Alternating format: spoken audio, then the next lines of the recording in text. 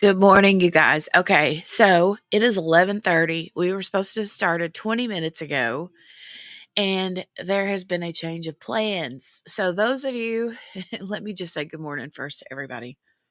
Um, hey everybody, let's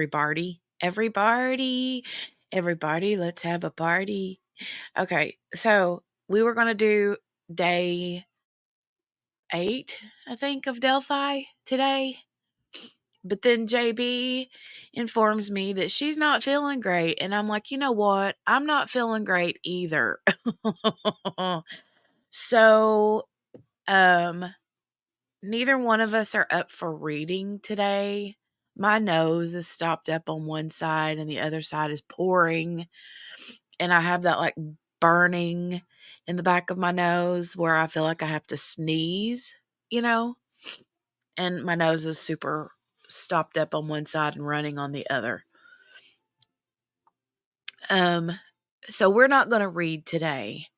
And I didn't want to leave you guys with nothing to do because goodness knows you can't survive your day without spending it at the crime cafe. I'm totally kidding. I'm totally kidding about that part. But anyway, I was like, I told JB and the girls, I said, let's just have a working sick day. How about that? So the James Crumbly trial, I was hoping would start today. But they're still in jury selection, so it may be tomorrow before that starts.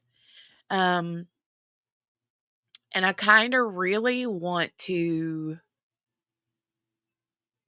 watch that and stream it because I missed the vast majority of Jennifer Crumbly's trial. If you don't know who that is, Jennifer and James Crumbly are the parents of Ethan Crumbly, who was the Oxford school shooter. So, anyway, Jennifer Crumbly's trial happened very recently, and she was found guilty of, I think, 4 counts of involuntary manslaughter. Um, and she was the mother of the shooter, right? So, um, the dad, it's his turn, and he's facing the same charges. So they started jury selection yesterday, and I think that they're finishing up today. They said they may be done by the end of today, and that they are thinking opening statements maybe tomorrow, Thursday. So, um, I don't know if it's going to be a thing where, I don't know, we'll have to figure it out because I really kind of want to watch it. And it might be a thing where we have to stream through the weekend to get Delphi done. Um, because the document that we're reading for Delphi has 136 pages, and we got through page 45, I think, yesterday. So we still have 100 pages left to go. So I figure we might be able to have that done in a couple of days. Um, hold on just a second. I need to send my girls the link. I don't think JB is going to be joining today unless she changes her mind. And I know that Steph is traveling today. Not traveling, but like she's going to get her new kitty. And then QB has plans for today too, as well. So, Morgana may join me. I don't know. Morgana, are you going to join me maybe? She said she would try to as long as her internet works. So, hold on. Let me copy this link though and send it to my little panel chat. Hold on just a second. So yeah, my nose started running in the middle of the night. I woke up in the middle of the night to go wee wee, and whenever I got up to go to the bathroom, my nose was like pouring, and I was like, weird. So I go back to bed, and when I get up this morning, I'm just all messed up, and JB said something about one side of her nose was stopped up and the other side was running. And I'm like, yeah, that's what mine is doing. But it's also like burning. Like I feel like I have to sneeze. Oh, hold on just a second. I think it's allergies really because it's been so warm the last couple of days. And then like it got up to like 73 degrees or 74 degrees in the house yesterday. So I turned the air conditioner on.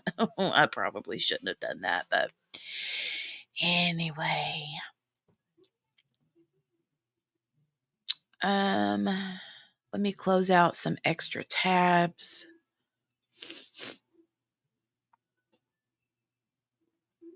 And we will take a peek at this trial. So what this trial that I've got ready to share with you guys today is this one. And it is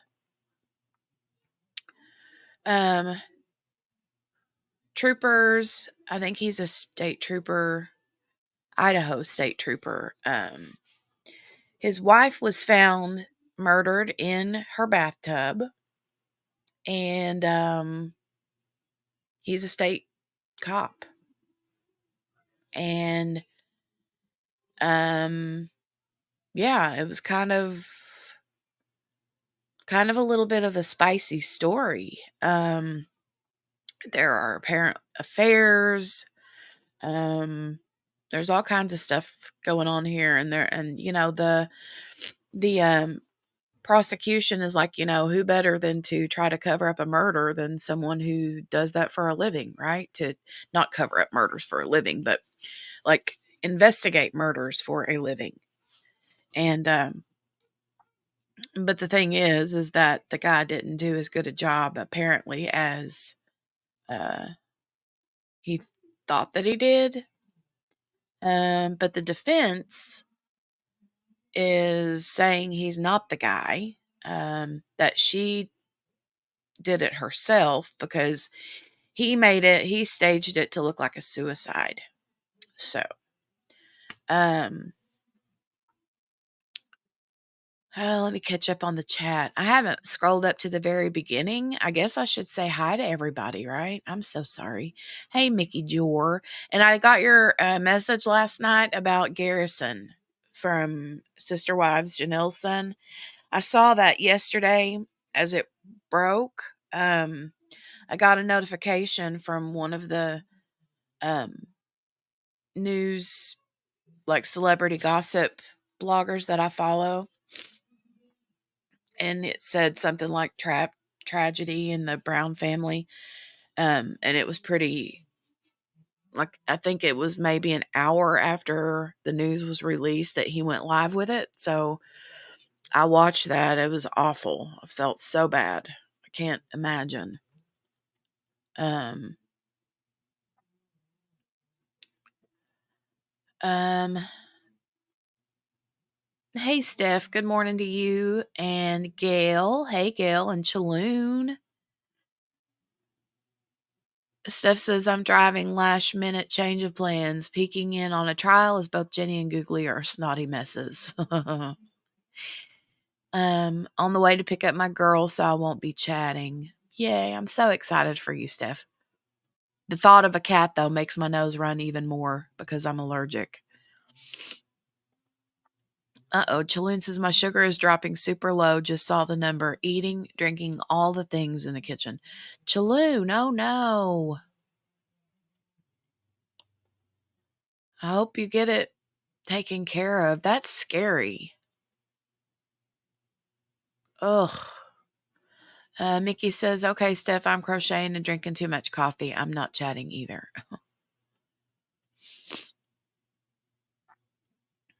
Oh, there you mentioned the Garrison Brown. That's very sad.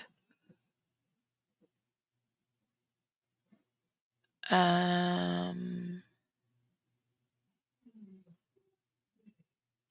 Definitely tragic, Chaloon. I know, I've watched that show for years too.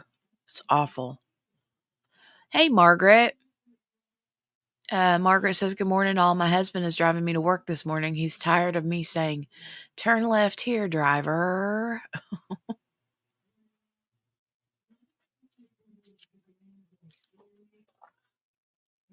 Yeah, Chaloon, that family, they got a lot of hard stuff going on in that family. Mickey says, Chaloon, I know, it's so sad. They've all been through a lot the past couple of years, and now this. I wish he would have reached out. Oh.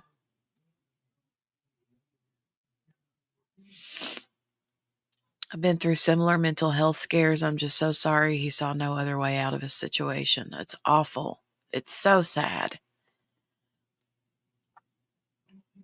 Chaloon says, I've doctored up my Crystal Light with brown sugar. Please pardon my typos as I wait for sugar to go back up to normal. Goodness, Chaloon. That's scary, ma'am. Have you got someone there with you? Or someone you can call to be on, like, alert? Uh-uh-uh.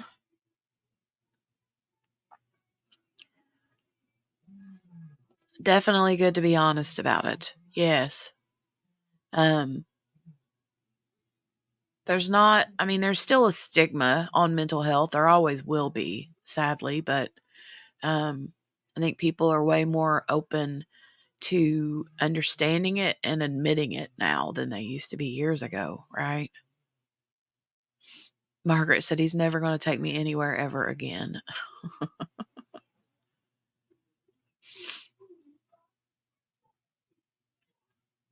Oh, God. She said, I'm surprised he stopped. I thought I was going to have to tuck and roll. I'm annoying. Oh, my God. Tuck and roll, tuck and roll. Um, there's Morgana. She says, hey, Chaloon, hope you got that blood sugar up. I definitely know the struggle. I'm resorting to my emergency toffee fund. Um, Poor Mr. R had to deal with me in the car this morning. Oh, hey, Patricia. Good morning. So, if you're just tuning in, there's been a change of plans for today. We were planning on doing Delphi, but then Googly, or JB, aka Googly, and I both have snotty noses and not feeling the 100% to read for hours. So we decided to hold off on the next installment of the Delphi series. So we're going to peep in on this trial today. This is a trial that started a couple of days ago. I think today's the third day. Yeah, it started on Monday. And this isn't a trial that we're going to like watch the whole thing or like actually cover. That's why I called it Peeping the Trial, a trial peep day. Just kind of like, you know how it is when you like scrolling through the channel and you see something on court TV or whatever, and you're like, oh, let me check this out. So that's kind of what we're doing today.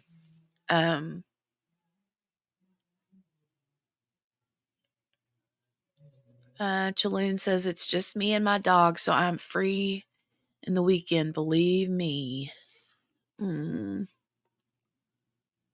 I had my air on too. It was 72 degrees in here. Too hot for this little old gal. Oh no, Margaret said the flu I had a couple weeks ago still has me weak. Everyone around me is sick and something that sticks forever, it seems. No, I don't want nothing like that. I just want it to be allergies.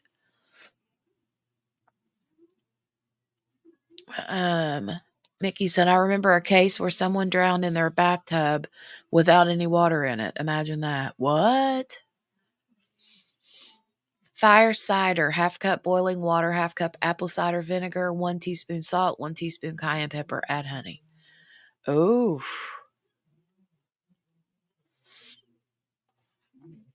Garrison's brother posted and said he died late Monday night. I guess Gabe found him. That's what they're reporting. Yeah. I heard that Gabe was the one that found him. And that's sad because Gabe's the younger one and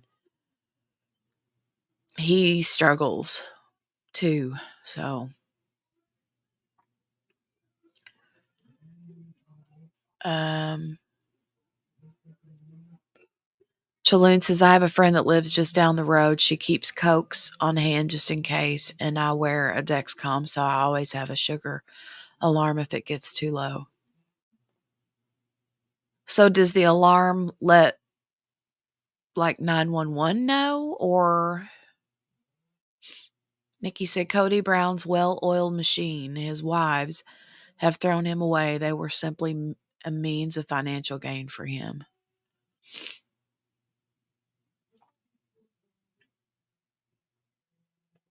Uh-oh. Steph says, I hate Savannah, and I hate people calling me and stressing me out when I need to see my dang kitty.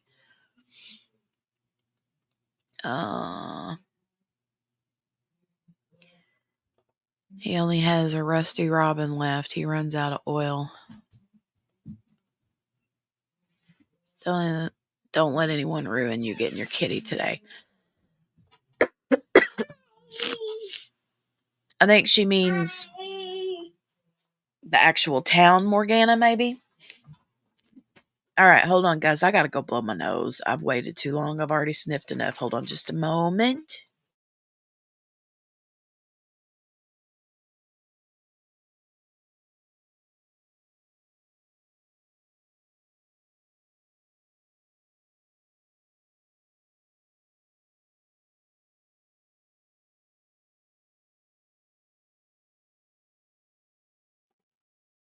Okay, I'm out of Kleenexes and I have resorted to paper towels.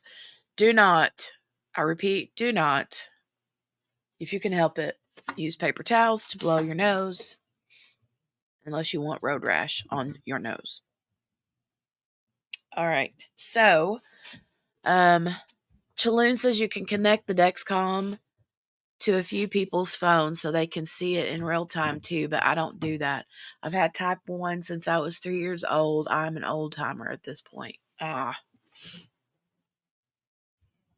didn't have any handy, Morgana. I do use toilet paper if I don't have any Kleenex on hand, but I didn't want to get up and run to the other side of the house. But I'll have to go get a roll and bring it in here and set it next on my desk because all I have in here with me right now is paper towels. Um, they are rough on the nose, right? Okay. So this trial, like I said, that we're starting today is the I think his name is Daniel Howard. Yeah. Idaho versus Daniel Howard. This is day 1. So we'll skip through like the jury instructions and all that jazz, but then we'll get straight into opening statements, where we'll hear, the story. Let me look, Morgana. Um,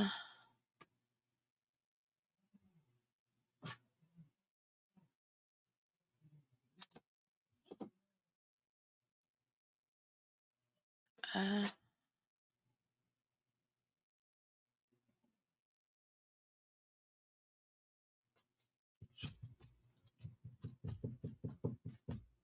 yeah, I saw that about you saying that you would try to hop in if your Wi-Fi works. That's fine. That is 100% fine. Um,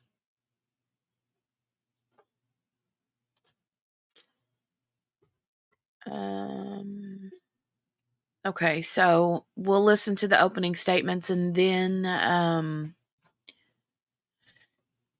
we'll skip through like the wonky breaks and all that stuff. So, but we'll go ahead and get started. Okay, she's finishing up breakfast. Morgana is. Yum. All right, let's get started. We'll go ahead and I'm going to mute myself and then we will speed it up to the opening statements.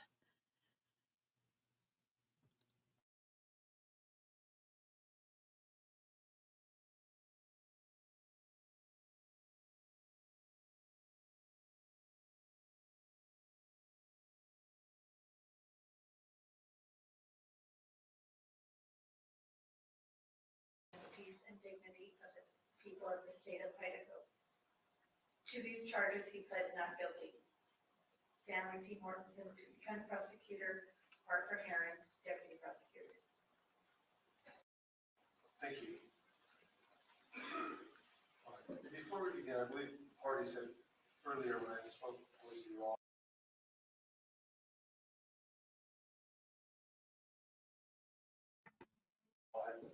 Hold on, folks. Trying to get it situated. Except as such time as they're testifying, is that correct? Yes, sir.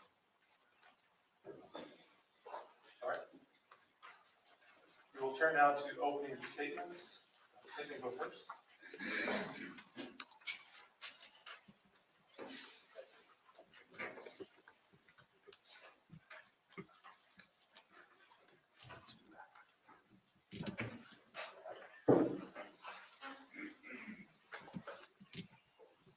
Good afternoon, ladies and gentlemen. Normally I would move about, but I want to stay out of your way of the screen.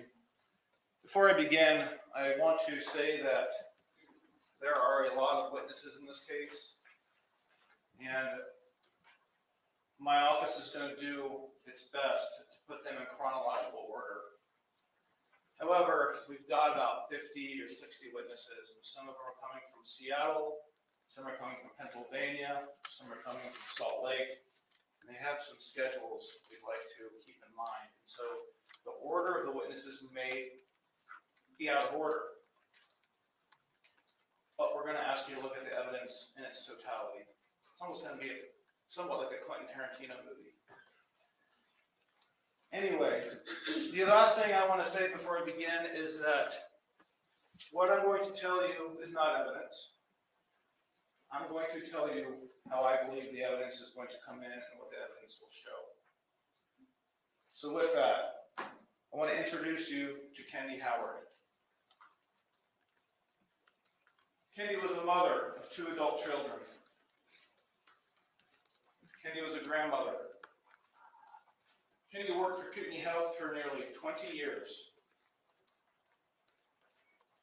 Kendi loved bubble baths. She loved life and had future plans. is Kendi Howard's family. She was the daughter of Wendell and Janie Wilkins. Kendi had a brother, Brian. Kendi had a daughter, Brooke. When Brooke was 1 year old, she met and married Dan Howard. And together they had one son, Wyatt. Now, ladies and gentlemen, I'm going to introduce to you the state's motto.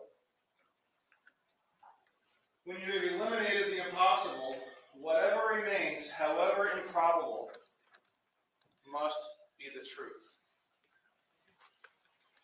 Sir Arthur Doyle wrote this. He created a character we all know and love, Sherlock Holmes. Over 100 years ago, Sherlock Holmes, perhaps the most famous detective of all time, spoke these words. These are the words I want you to remember throughout this trial. You've heard this before. It's just called something else. We call it process of elimination or just simple logic. Ladies and gentlemen, Dan Howard is an ex-Marine. I mentioned to you earlier he had a law enforcement career. He started that career in California. And it was in California where he first trained with what is called the carotid restraint technique. You're going to hear about that technique. It is different than a chokehold. Chokehold is when you cut somebody's oxygen off.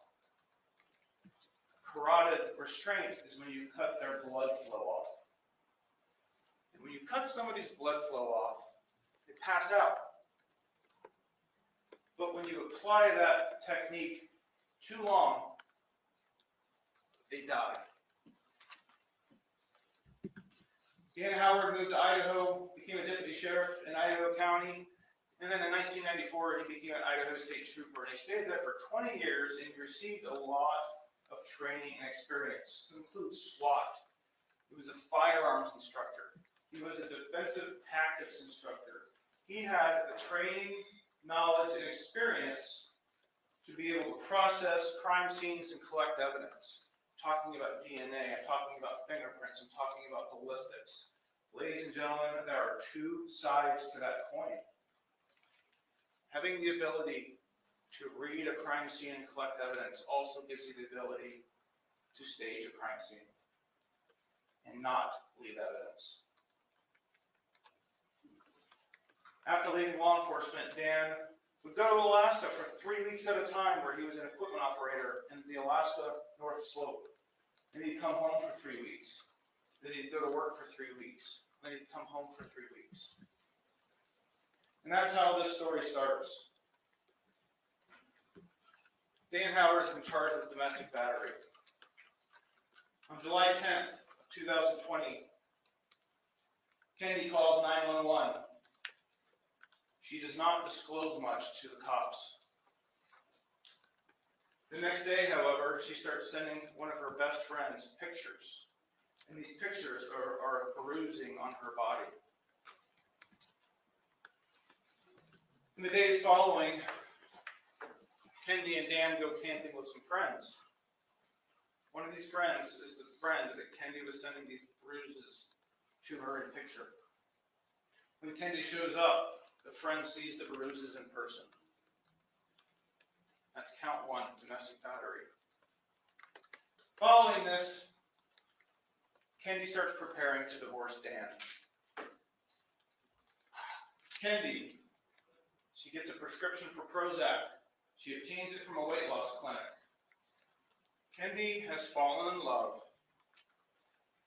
and begun a romantic relationship with somebody she met in high school. This is somebody who her parents know and are hanging out with. Kendi's beginning to move on with her life. Kendi's in the process of buying a house in Kamei. Closing date in April, months away. She buys a hot tub, other various items, and makes plans to renovate this new home she's buying. It's new to her. It's used. Kendi even told her coworkers here at Kootenai Health that she's going to be getting a new job down in Kamei. She schedules a mommy makeover appointment, tummy tuck, breast augmentation, plans for the future, plans for her new life away from Dan. She buys new prescription glasses at Costco. She's constantly sharing plans with her friends, family, and her boyfriend. Together, Dan and Kendi have over $2 million in assets. And in Idaho, we call that community property. They have a house on 10 acres in Athol. They have 2 parcels of land in Spirit Lake. They have toys, they have a tractor, vehicles, motorcycle, boat, camper. Retirements, each of them have their own retirements. A lot of cash. Hardly any debt. Again, community property means that in the divorce, Kendi is going to get half of everything, even Dan's law enforcement retirement. January 2021. On the 26th, Kendi meets with the divorce attorney. This is happening when Dan is in Alaska. Her family knows. Dan doesn't know yet. He's working in Alaska. She meets with the defense attorney who explains the divorce process and answers her questions. Kendi leaves the meeting with divorce paperwork in hand. 2 days later, she picks Dan up from the airport. He's returning home from Alaska. She tells Dan that she wants a divorce. She fills out the divorce paperwork with Dan.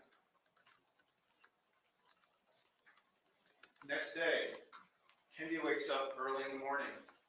Dan is standing over her.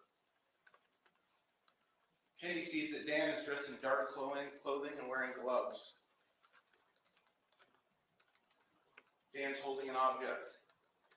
Kendi sees a handgun magazine laying on the floor. Kendi calls her boyfriend, who in turn calls her parents, and Kendi's mom calls 911. Kendi tells the officers that she thinks Dan was about to kill her. Kendi leaves the house that night, drives to Kamiah, and stays with her parents. A few days later, Kendi returns. On February 1st, Dan and Brian, who are friends, this is Kendi's brother, Brian, they work in Alaska together. Dan's father needs help moving something about 3 hours south of town. Dan picks Brian up, they drive down south. It's a 3-hour trip, a lot to talk about. I think Brian maybe lives halfway between, so maybe an hour and a half between the two of them. Dan is suspicious that Kendi's having an affair, so Dan confronts Brian with this, and Brian confirms that Kendi is having an affair. Dan doesn't sleep that night. Brian can hear Dan pacing all night. The next day, they wake up. Dan drives recklessly the whole way back to town. Same day, February 2nd. Kendi's last day. Kendi goes to work. Kendi hears that her new home has passed inspection. Kendi gets her nails done. This is somebody who isn't suicidal. Kendi goes to McDonald's on her way home to Athol, gets dinner. Later that night, Dan calls 911. Tells law enforcement that Kendi shot herself. Deputies arrive. Detectives arrive. Red flags are going up. Some very experienced deputies and detectives are starting to become suspicious of what they see. They find Kendi naked in a bathtub. Even brand new, inexperienced deputies are starting to notice that things are not adding up. Crime scene. Dan says Kendi shot herself. Gunshot wound to the mouth is found. No witnesses. Dan's the only one in the house. Officers notice some things. Again, Kendi's naked in the bathtub. Water was still warm. There's bubbles in it. Dan appears to be crying. There's no tears. None of Kendi's clothes are found in the bathroom.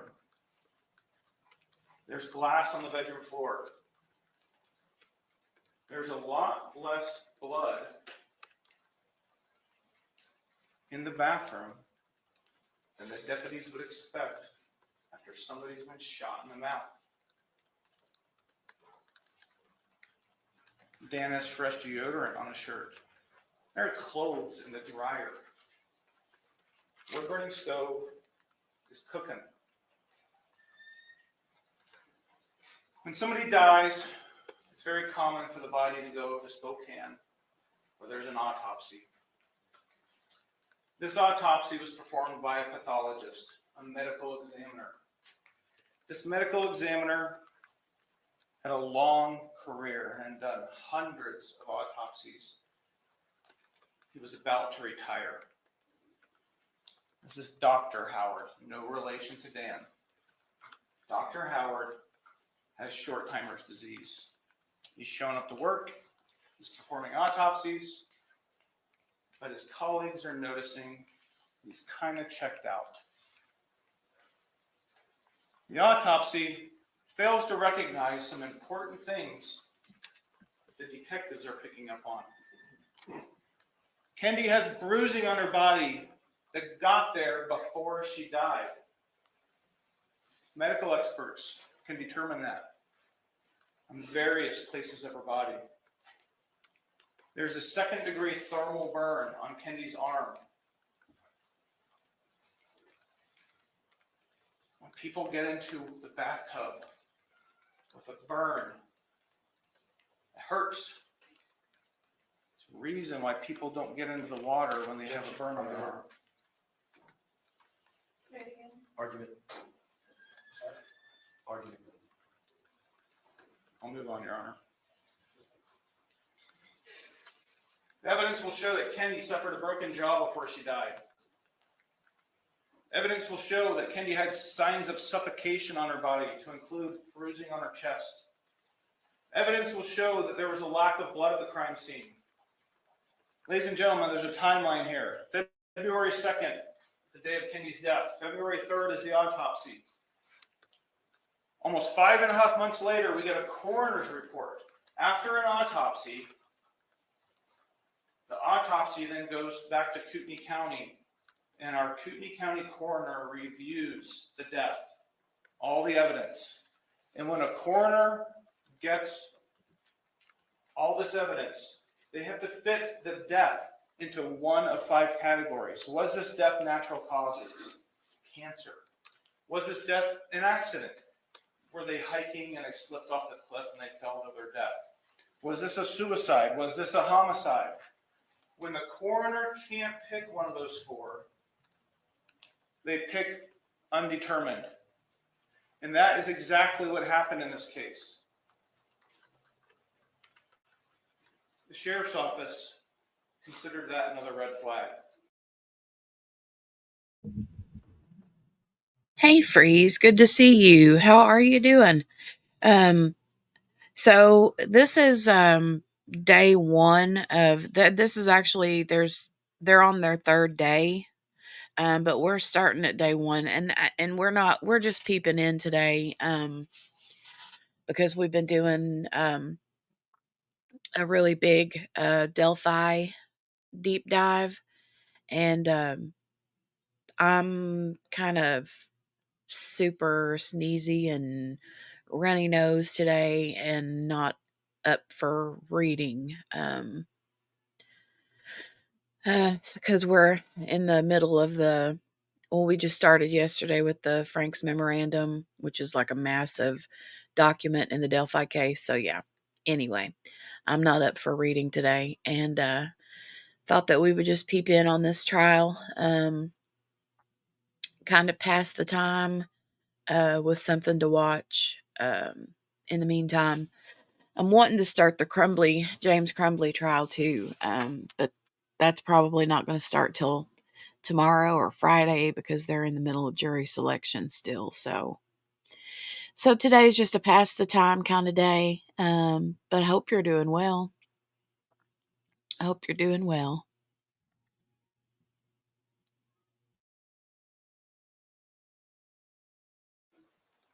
After receiving the coroner's report, a 2-year investigation was conducted into Kenny's death. Ladies and gentlemen, the evidence will come in and will demonstrate that this was not a suicide. There will also be evidence that this was a homicide. Evidence will show that Kenny died of asphyxiation.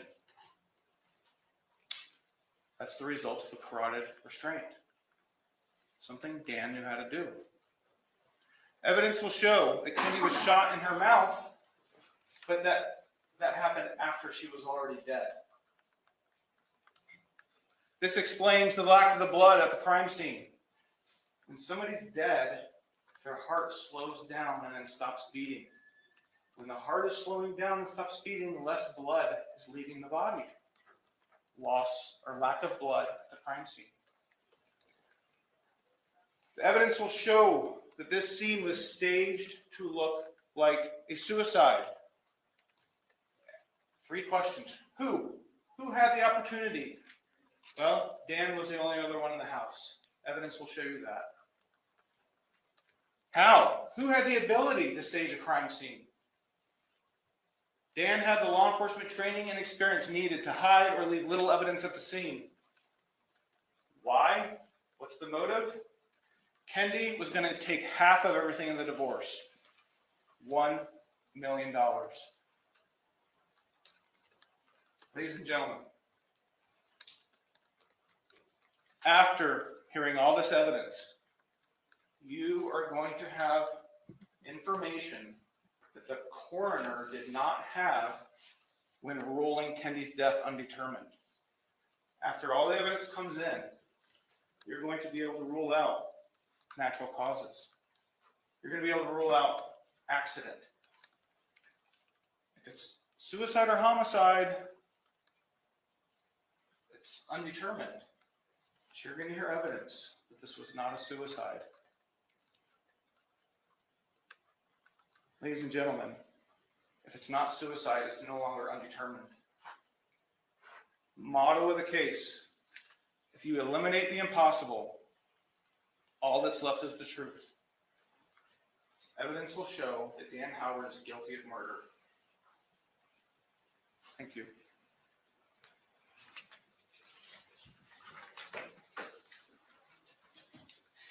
Thank you, Ms. Mortensen. Mr. Johnson, your opening.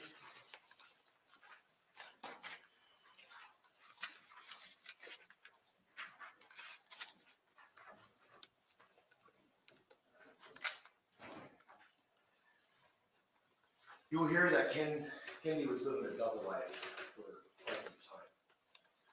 And speaking about impossible, you will hear from the state's psychological expert that it is impossible to determine Kendi's suicidality, whether she was suicidal. Ladies and gentlemen, I'm Jason Johnson.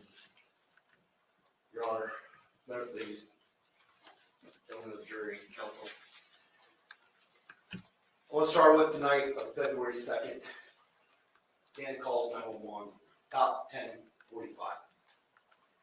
You'll hear that he stayed on the phone. His demeanor on that 911 call, weeping, particularly when the dispatcher or the 911 operator mistakes that he was calling about his son about 2-3 minutes into the call. Instead of his wife, she asked him, "How old is your son?" And he was confused. And that reaction there. And law enforcement shows up, and they initially, officer or deputy Wheeler, who's relatively new, makes some observations. Well, his cheeks are red, he's crying, but I don't see tears. and he takes some initial photos. At that point, it's a death investigation. Officers show up, detectives show up, 3 detectives, Detective Boiler, Detective Fraser, Detective Lowell. And obviously, in this type of case, death investigation, you're gonna do some due diligence and rule out anything untoward. But Detective Northrop then takes photos 7 hours later, 6 to 7 hours later, based upon the timestamps of the photos, where she's still in the tub, still with blood. The medical examiner refers to a blood line across her body, where she had been sitting in the tub and the water had gone down, and you see that blood line. You'll see the amount of blood caked on her back when she was removed from the autopsy examination.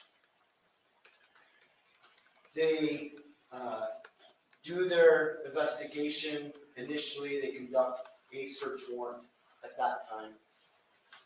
And they leave about 9:45. Officers and law enforcement leave about 9:45 on the 3rd, the morning of the 3rd.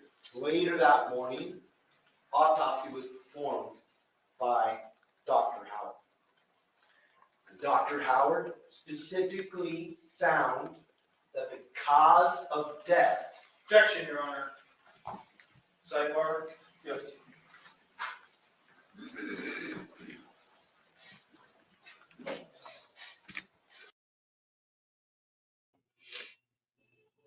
I watched this part back because I started this yesterday or the day before. I can't remember. But when he's like, cause of death, and then the prosecution is like, objection, Your Honor, he's like super on it. Anyway, they have a big sidebar. They end up taking the jury out for a minute, and then they come back, and they have this whole rigmarole over this objection, something to do with the medical examiner, doctor, something about hearsay from some doctor. But yeah, anyway. Steph says, wait, did we go back to opening? Yeah, I started it from the beginning. I didn't want to like peep in on the day because whenever I looked earlier, they hadn't even started for the day yet. So I was like, let's just go back, listen to the opening statements. That way, at least people would have like an idea of the storyline, you know? Not that this is a story. I didn't mean it that way. But you know what I mean? So that they would understand what was going on, what the situation is. I agree. It was a very forceful objection. Objection, Your Honor. So I'll resume this and I'll fast forward it if I need to. I can't remember exactly if they kind of go into why about the hearsay from the doctor, but we'll listen to that part anyway.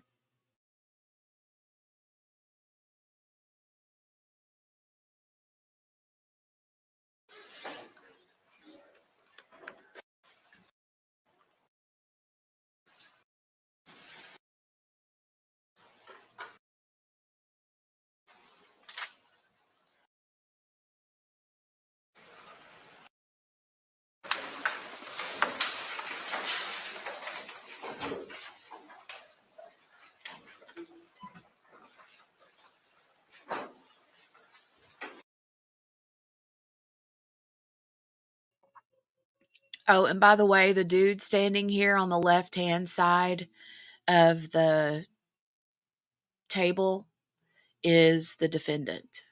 So, just so you know, he's the taller guy in the gray suit with the gray short haircut, and his lawyer is the one that's shorter than him to the right with the like navy blue suit on and the short dark hair. So yeah, anyway, I just kind of wanting to point out who was who.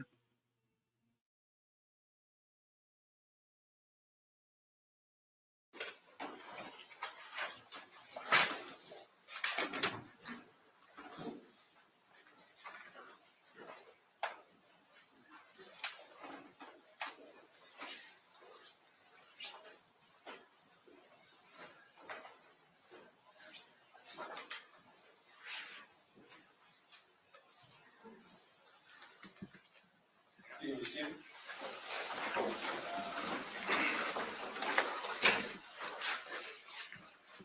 We were having a sidebar that wanted to pick up that court reporter, and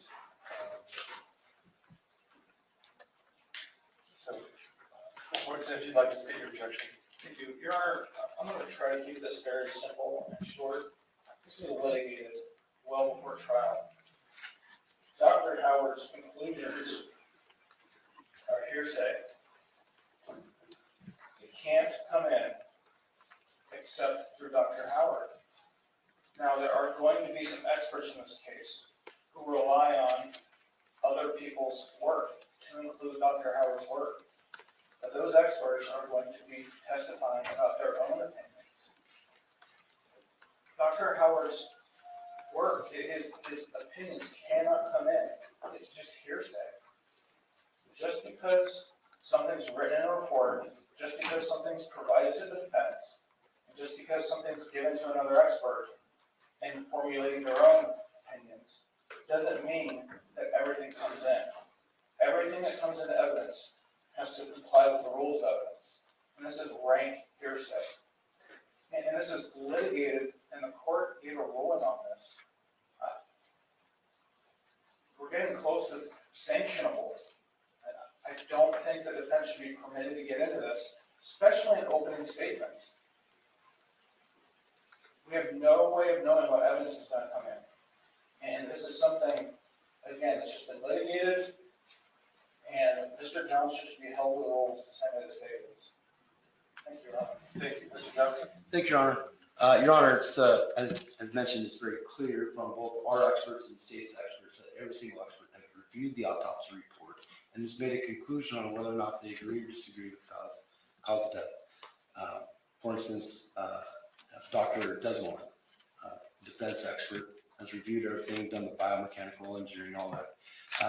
Detective Lalliton had a conversation with the replacement of Dr. Howard in January of last year, trying to see if there was anything different that he could find. And he did. Dr. Mott confirmed that the cause of death was gunshot wound to the neck. That's why, frankly, I think it's disingenuous for the state 4 weeks before trial to change their theory, and why we wanted to. All right, let me get you out there. That's not what we're talking about. This was the subject of a motion in limine, specifically that any opinion of Dr. Howard as the cause of death being gunshot wound, unless offered by Dr. Howard himself. And he's testimony. we plan on calling him. Well, I granted the motion in limine, and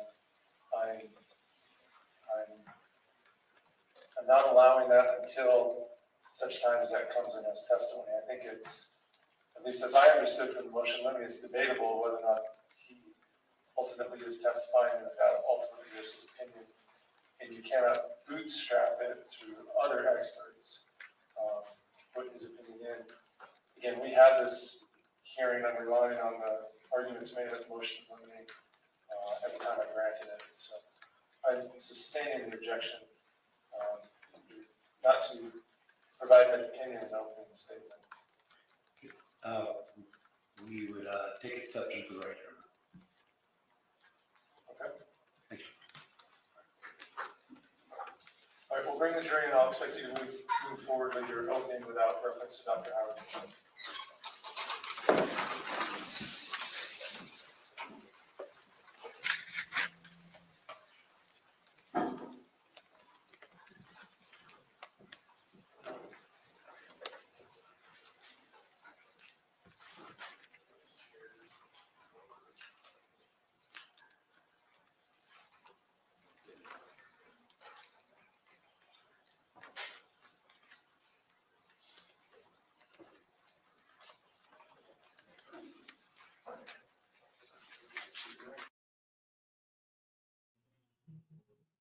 Y'all, StreamYard keeps deleting my comments. Every time I type something in the chat, it says, YouTube rejected your comment. This usually means they think it's spam. Try changing it a bit.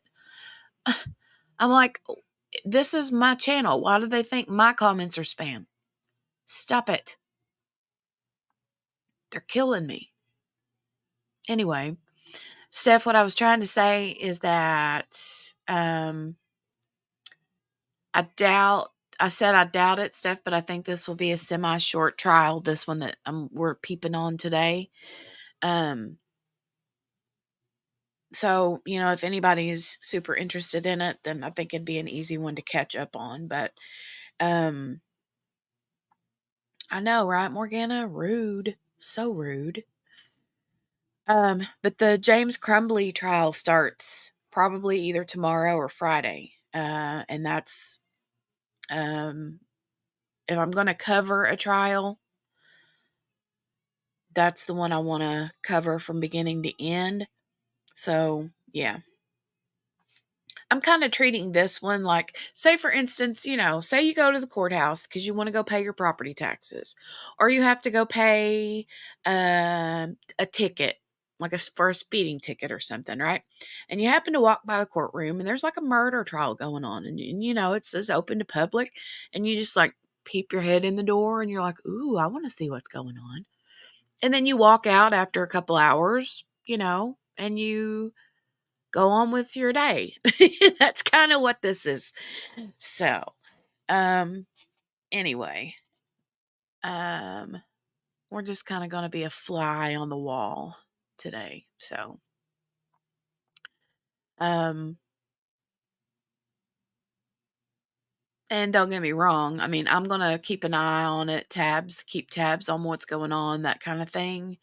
But as far as like covering, yeah, the James Crumbley trial is one I think I really want to do because I missed the vast majority of the Jennifer Crumbley trial. So, oh no, Shirley, Crumbley is a totally different situation. So Delphi is on hold. We wanted to do Delphi today, part 8, like resuming where we stopped yesterday. But both JB and my noses are stopped up. And scratchy throats, all that kind of stuff. And my nose is running, and neither one of us are capable of continue reading that document for hours today. So we just decided instead of not going live at all, I decided to just kind of peep in on this trial that's been happening for a few days. This isn't anything to do with Delphi, though. This is a completely different situation. Yeah, trial hopping. Yes, Shirley, that's it. Trial hopping. Yes, yes, yes. So, anyway,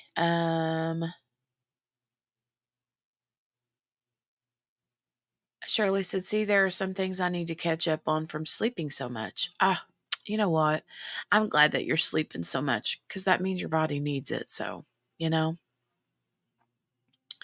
I'm going to resume this, and I'm going to run and grab myself a roll of toilet paper like Morgana suggested, because these paper towels are rough. Okay? Okay.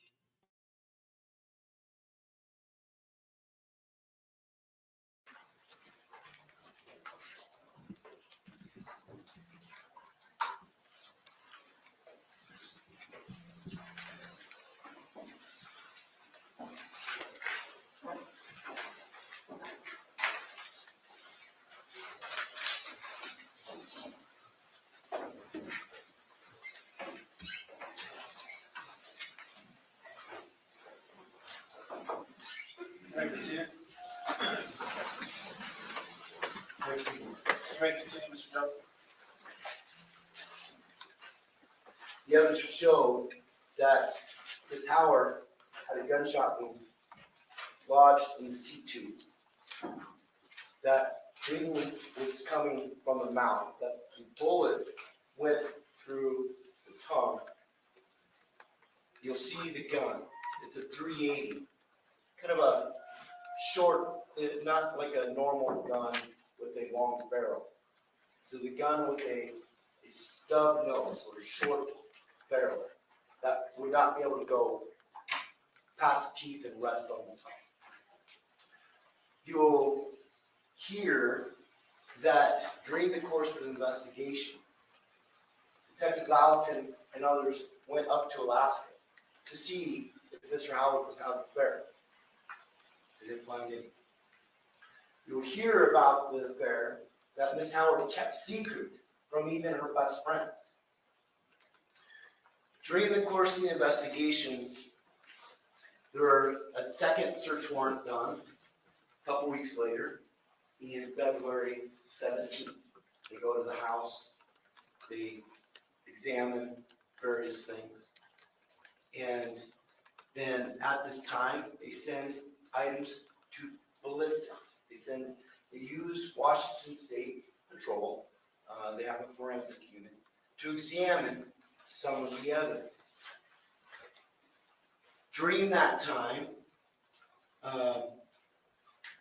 Washington State Patrol found several key things.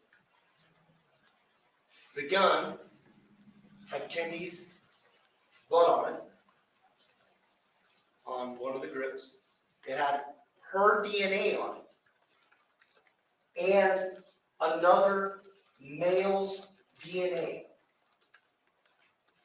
Dan was excluded from the gun.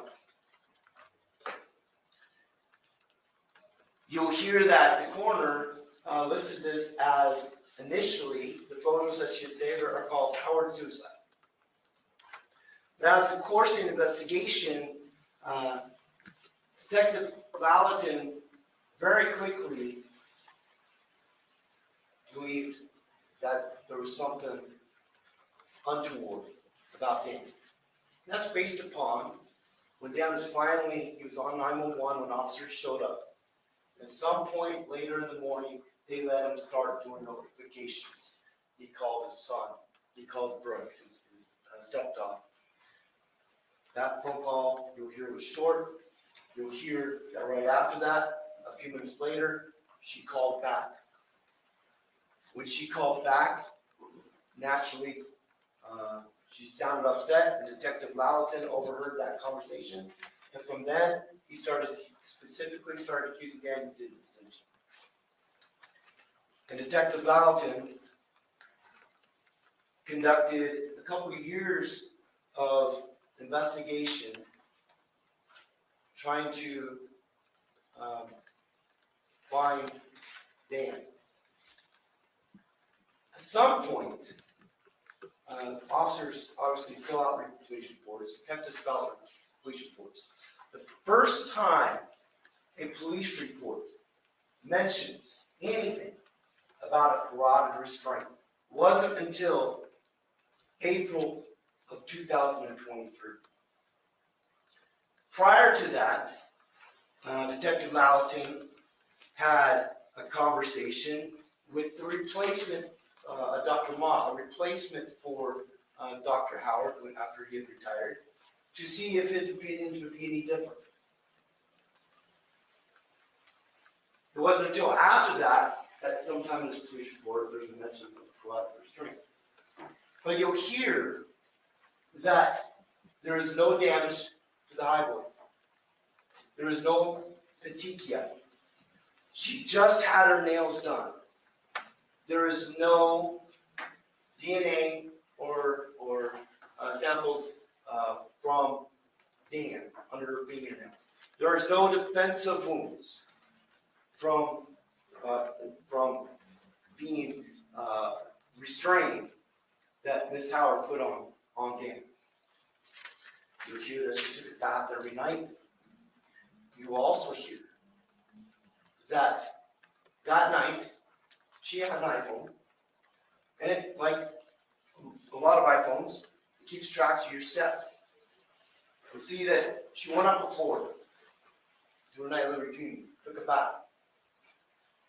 You'll see that at one point about 10, 11-ish, she took 43 steps.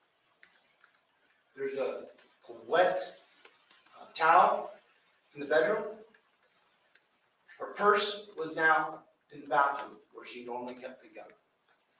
43 steps.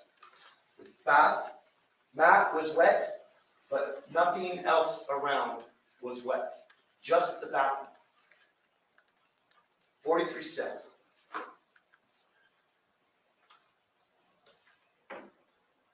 You'll hear that from one of the defense experts, that Dr. Desmond, that when he examined the evidence and the scene, that it is consistent. The body position, the mechanics, the gun placement, it's consistent with suicide. We talked about Philip Painter, Dr. Hanger. You'll hear about some of the things that would lead to suicide. Dr. Hanger, will testify that a person who's trying to break off from alcohol is susceptible to suicide. You'll hear that she is not content with her body. She is struggling with whether she wants to leave Dan even after everything went down. In fact, what you will hear is that her brother and her got in a huge fight. The last text that Miss Howard sent was to her friend Tana about how her brother had blocked her because they got in a fight. Brother. So during all this investigation, members of the state investigators, Ms. Marhofer, was going through the phones. While going through the phones, she came across a photo from about 7 months prior, from July of 2020. This photo has a large bruise that kind of trails up to the center. Also, she has a bruising on her arm. It's red. She had sent her paramour, her secret lover, Mr. Prado, and her friend Michelle messages around that time. And she never specifically says Dan did it. But you'll hear that 2 other people were present, neighbors, who saw her when they were there, their neighbors, and they were loading up the boat to go to Dorshak. Dan and Kenny were loading up the boat. And she had slipped on the step that leads to the front of the boat where the trolling motor is. On the 10th of July, law enforcement was called. And you may hear that call, and you can make your observations about that call. But she's calling, and it's hysterical. I think Dan committed suicide. I heard a gunshot. Here, it is very common for Dan to fire guns, and he's a large parcel in Apple to fire guns. So I don't know if we'll have an answer why that would surprise her. But law enforcement shows up, and she specifically denied any physical abuse. They are in Dorshak, and you'll see pictures of them at Dorshak, loving, in a bathing suit, bruise shown. But that is the basis of the battery charge. During this time, Dan, for several years, has been working construction, first in North Dakota, then in Alaska. He's working in the oil fields, 3 weeks on, 2 3 weeks off. Dan and Candy were on the rocks. He came back 2 days late. He worked an extra 2 days. When they came back, they talked about divorce. They had stopped at Curly's. They then went home. And later that night, 911 gets a call. Now, she was on the phone with her lover, who then got in touch with the parents. You'll hear that the differences between those two, between July when she called 911 to where she was on the phone with someone else to have someone else call. Law enforcement shows up. Again, it's not in dark clothing. He's in like the Hey, Morgana. Sorry, I didn't see you pop in until just a second ago. I was in there Hi. grabbing some coffee and some toilet paper for my nails. Get the toilet paper. I got it a whole brand new fresh roll. All right, you're ready to go now. I'm ready. My nose can run for days now. Now I don't want it to, but I'm just No, saying it could. definitely not. Don't want that. How are you this morning or Doing this pretty good. afternoon now? I'm good as long as the Wi-Fi holds up. Yeah. I was about ready to throw it in the yard yesterday. Oh, I bet. There's nothing more frustrating, right? Yeah. I'm like, what is wrong with this thing? Mm. Oh, I need to catch up on the chat because I missed some stuff. Hold on. Chaloon says, I don't mean to sound rude, but does it look like he has a shiner? Who? that lawyer. It kind of looks like on this side that he's that's facing us. Mm-hmm. On his like cheekbone kind of looks bruised. I don't know if it's that way on the other side. It didn't. It's hard for me to see it. Huh. She says, at first I thought just prominent cheekbones, but now I have a whole story in my mind. Oh, no. Oh, Shirley bought some colored pencils. I ordered pens, but they're gel, and a coloring book while I'm healing and can't even get to that or stay awake watching a movie. Aw. That's rough. Um, yeah, I'll have to pay attention now. Yeah, you have to look and see. I can't. I was looking on my phone, so it was hard for me to really get a good look. Uh-huh. Oh my goodness. I had to make a fresh cup of coffee and I drink a lot of coffee anyway, but I tend to drink more when I feel like I'm getting itchy sore throat. Yeah, it's soothing for the warm. Yeah, it feels Mhm. good, Yeah, but that's eh, probably the stupid weather. It's crazy. yeah, I know. The back and forth, Yeah, and rain and sunny, and then cold yeah, and hot. And mhm. can't make up its mind. I had, because yesterday was such a nice day, uh, Mm-hmm. or maybe the day before, I can't my days are run together, but I sat outside a lot, Yeah, and Poppy wanted to spend a lot of the day out, uh maybe it was day before day yesterday? before I think because it rained yesterday. Okay. So, yeah, it was day before yesterday then. I spent the big chunk of the day outside and, a big chunk of the morning and then a big chunk of the evening. Yeah, Uh, but it just felt too good to not be out there. I know it was nice, Yeah. but I know that I think the pollen and stuff's starting to ramp up because of that. Yeah. They said. Well, I mean, we got trees budding and flowers Mhm. popping up, and so, yeah. Yeah, it's crazy. Those daffodils are daffodils, right?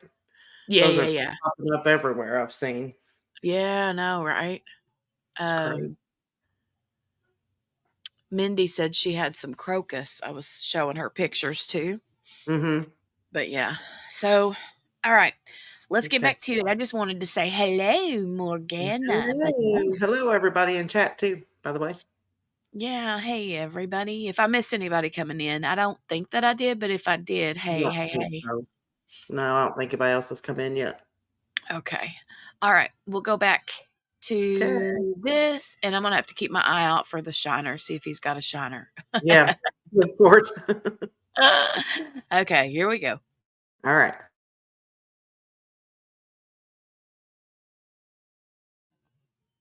Okay, wait. I already see it. When I went to the actual YouTube page, Yeah. where the tab that I'm actually streaming, because I've Mhm. got it on the like big screen, not big screen TV, but where I made it maximum to fill up the screen on my one stream tab. Yeah.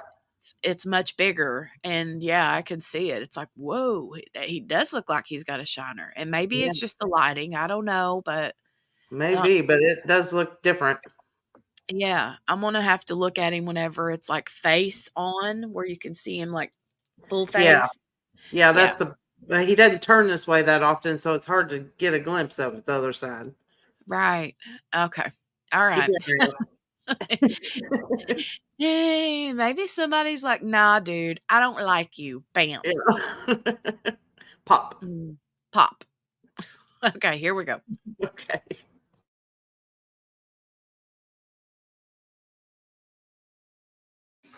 Tan greenish khakis and a sweatshirt. Coincidentally, the same clothes that were in the washer a few days later. Officers stay there. She packs a bag, a Victoria's Secret travel bag, and leaves. She comes back the next day, brings beer and pizza. She spends the next 2 days, and they're filling out divorce paperwork.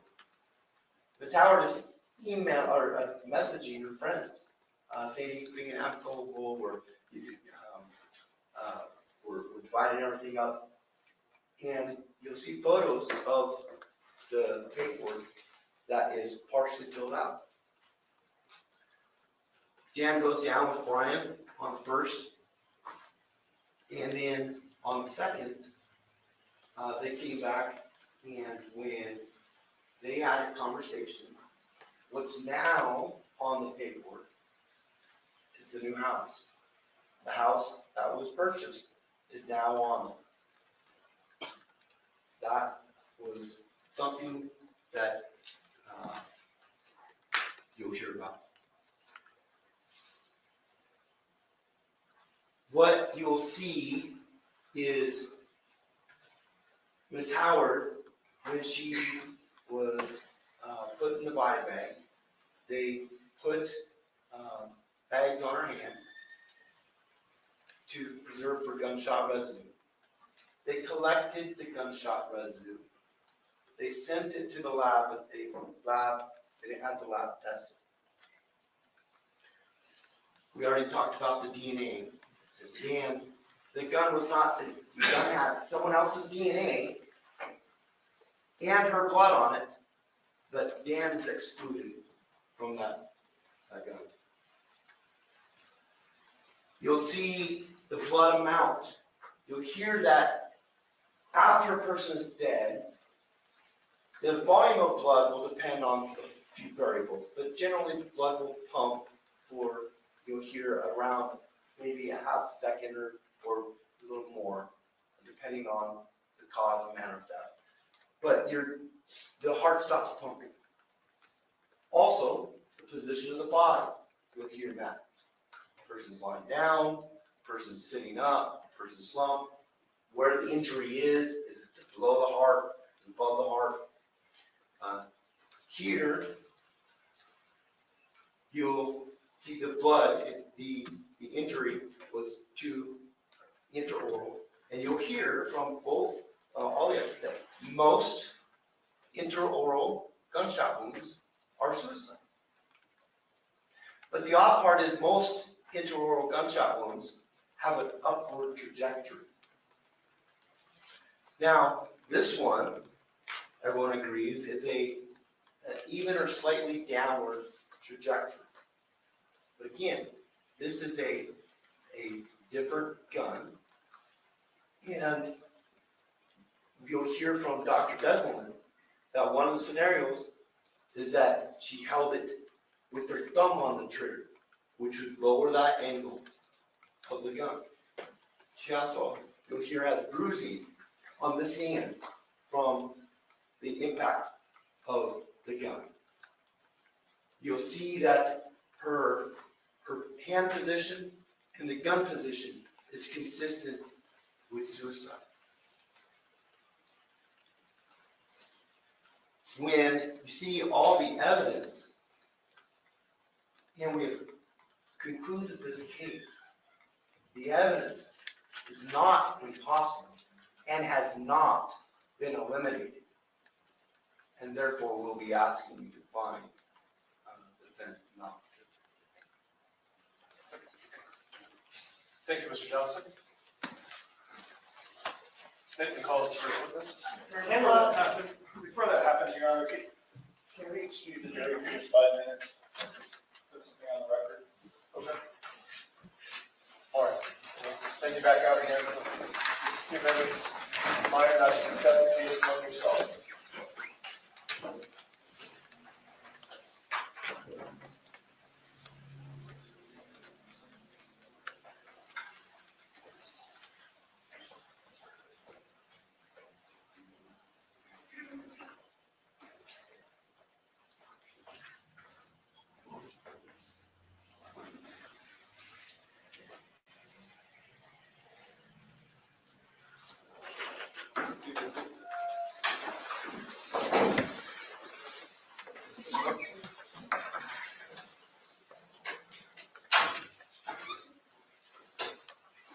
Your Honor, I'm growing concerned.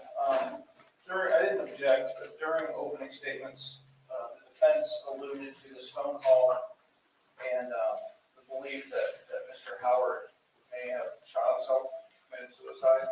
I do believe that was the topic of some pretrial litigation. I believe there was a ruling on that. And the reason why I'm growing concerned is because twice now, during opening statements, the defense has disregarded court rulings. And this puts the state at a severe disadvantage. If I were doing that, this would be prosecutorial misconduct. But yet, this attitude that, well, I'm the defense attorney, I can get away with it, what's going to happen? It's going to be a mistrial, and we'll have to do this some other day. That attitude cannot be tolerated. The state has no remedy here except to ask for sanctions or to file a bar complaint. The court could file a bar complaint. I'm asking the court to admonish the defense to adhere to prior court rulings. The state is entitled to a fair trial just as much as Mr. Howard. And so I would ask the court to address that before we get into evidence. And this can't wait until whether or not the defense puts on a case cheap. The defense gets to ask leading questions on cross-examination. If Mr. Johnson is going to build hearsay and inadmissible evidence into his questioning of the state's witnesses, the jury's going to hear that before I get to object. And again, Your Honor, if this is going to be the attitude moving forward, or Mr. Johnson's tactics, the state is at a severe disadvantage. So I would just ask the court to please revisit with the defense prior court rulings and admonish them to follow those orders. Thank you. Mr. Johnson. Well, I guess first I'd like to be a little more specific of what he's referring to, because if he's referring to Detective Alton having a conversation during the course of investigation, I did not refer to what Dr. Mott said, number one. I referred to a conversation that the Detective Alton had. That's within the scope. There's not been a pretrial motion on that. I don't think Dr. Mott himself has come up with a pretrial motion. We did not give an opinion or refer to an opinion of Dr. Mott. I referred to Detective Lalton's actions. He called or had a conversation with Dr. Mott regarding whether he disagreed with the autopsy. That's not subject to pretrial ruling. That's fair game and cross. That's an appropriate question. And if the answer is different than what I presented, then I look bad. If he did have that conversation, but we know he did because we had the police report.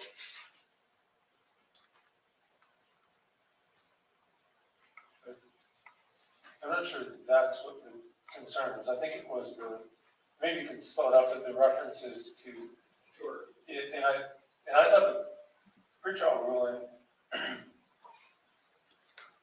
think it was actually Judge Meyer's pretrial ruling, was that the gunshot that caused Kennedy to call the police, it wasn't clear that it was a gunshot, and the state was prohibited from referring to this as a suicide attempt. And then you just opened that door wide open by referring to it as, well, this wasn't suicide, why should you call the police? So I don't know that it's sanctionable as much as it just opens the door for the state to talk about it as they're not bound by that pretrial ruling anymore. So if you want to open that door, you did. So I'll say the state's no longer bound by that pretrial ruling. That prohibits the state from talking about it.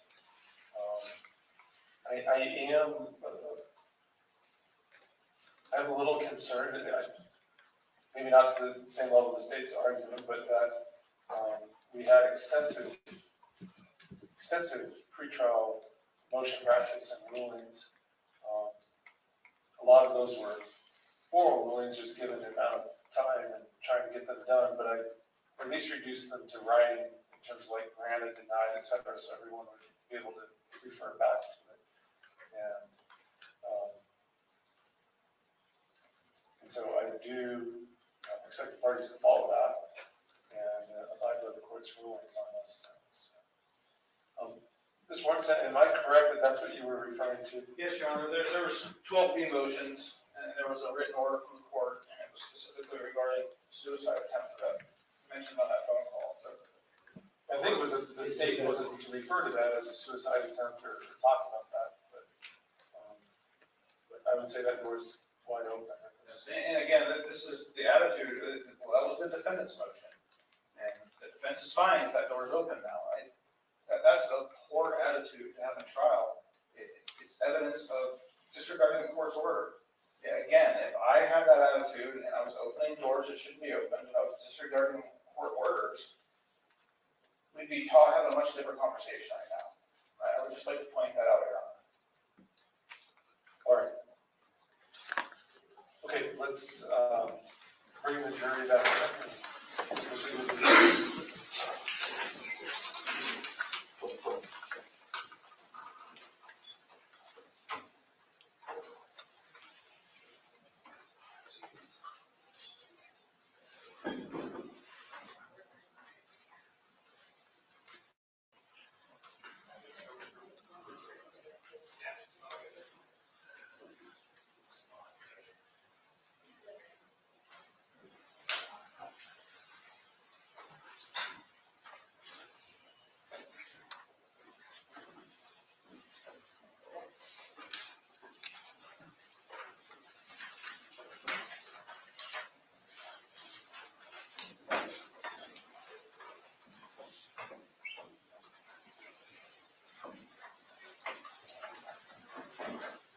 You be seated, thank you.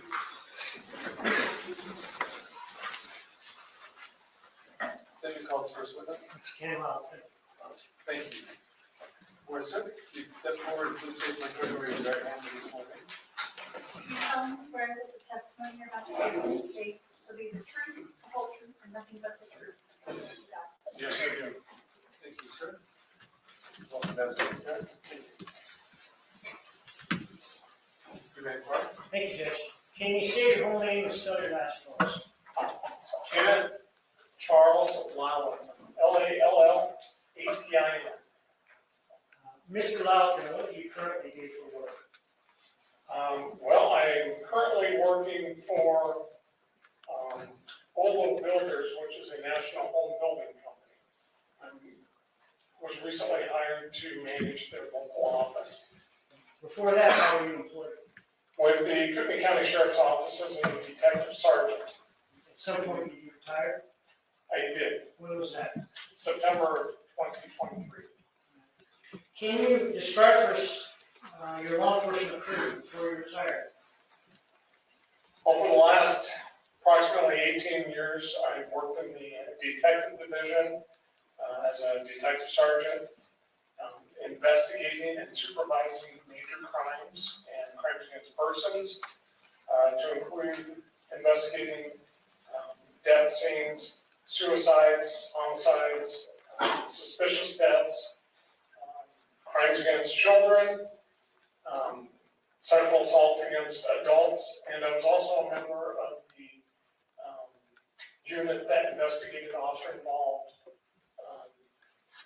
shootings and other incidents of that nature, as well as one of my other responsibilities was to investigate and conduct internal investigations when there was accusations of wrongdoing by other peace officers. In the sheriff's department, what did you do before that? Well, before that, then I worked in the patrol division as a watch commander. Before that time, I was a supervisor in the backcountry marine division, and before that, I worked as a narcotics officer with the Joint Drug Task Force. And before that, did you work with another law enforcement agency? I worked for two. Can you describe those? Prior to Kootenai County, I worked for the Boundary County Sheriff's Office as a patrol deputy for a couple of years. Before that, I worked for the Natrona County Sheriff's Office in Casper, Wyoming. So how many years total do you have with law enforcement experience? Approximately 30 before retiring. On February 2nd of 2021, did you become involved in the case involving Dan Howard? Yes, I did. Is he here today? Yes, he Can is. you please point him out, describe where he's seated, tell us what he's wearing? Mr. Howard is seated at the defense table. He's closest to the jury. Gray jacket, light colored, possibly pink shirt. Was this your case to begin with? No, it was not. Whose case was it? It was Detective Sergeant Daryl Wheeler. Ultimately, did it become your case? Yes, Why is that? because Sergeant Wheeler retired from the sheriff's office. Nonetheless, were you active in the investigation even though it wasn't yours to begin with? Yes, it was. When you arrived at the Howard's residence, about what time was it? I believe Sergeant Wheeler and I arrived at the residence about a quarter till midnight, 15 to 20 minutes before midnight. Were you called out from home, I was, and was he as well? yes.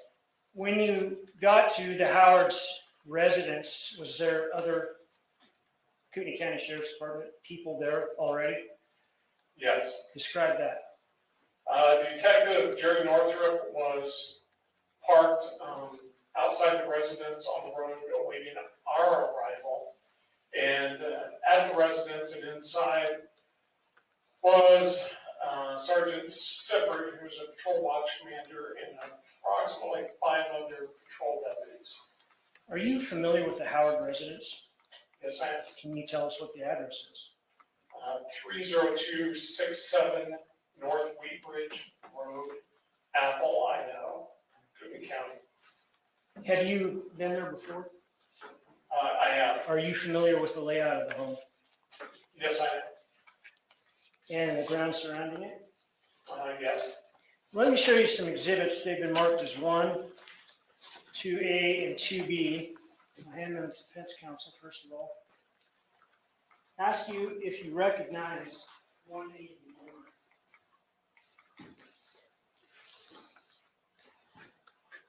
Yes, I do. Do you recognize that? That is an aerial photograph of the Dan Howard property on North Wheat Ridge Road. An accurate layout of the buildings on that property. Yes, it appears to be. And the next two are been marked as 2A and 2B. Take a look at those. Starting with 2A, would you recognize that?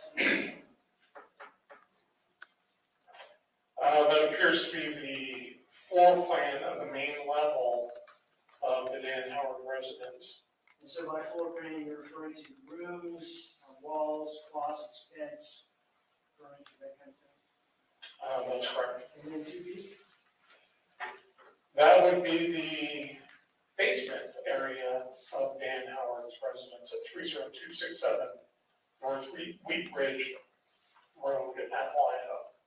Again, showing the same items that 2A had. Yes, Does this appear accurate in terms of the layout of the furniture of the house was back in February 2nd, 2021? so that's my recollection, yes. Move to admit 1, 2A, and 2B. Still good. Exhibits 1, 2A, and 2B are Move to publish the same. published.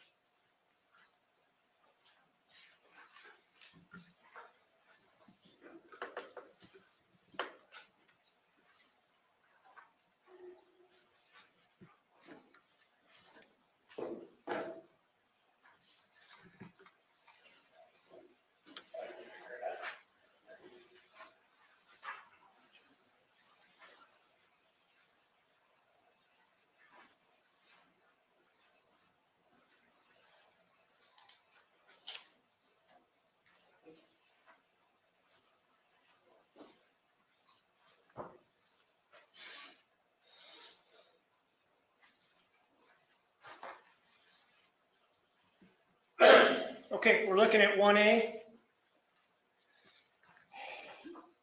So it looks like North Wheat Ridge Road is the access point to the Howard residence. Is that accurate?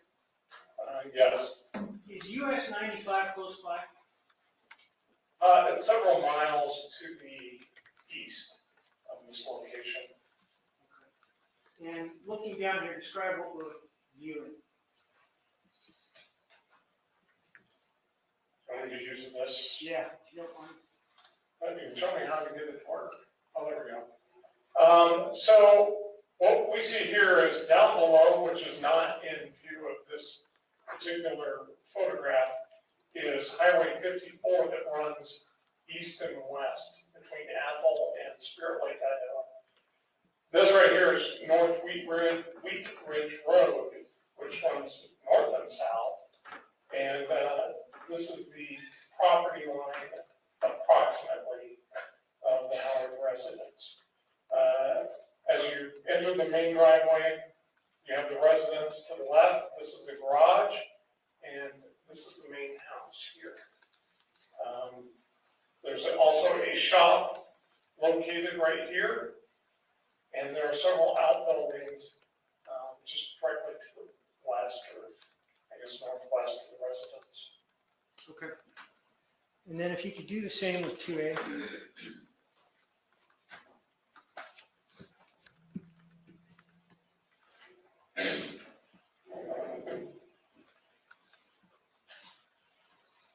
So if you enter the residence through the garage, which we did that evening, there's a man door right here that enters into the kitchen, dining room area.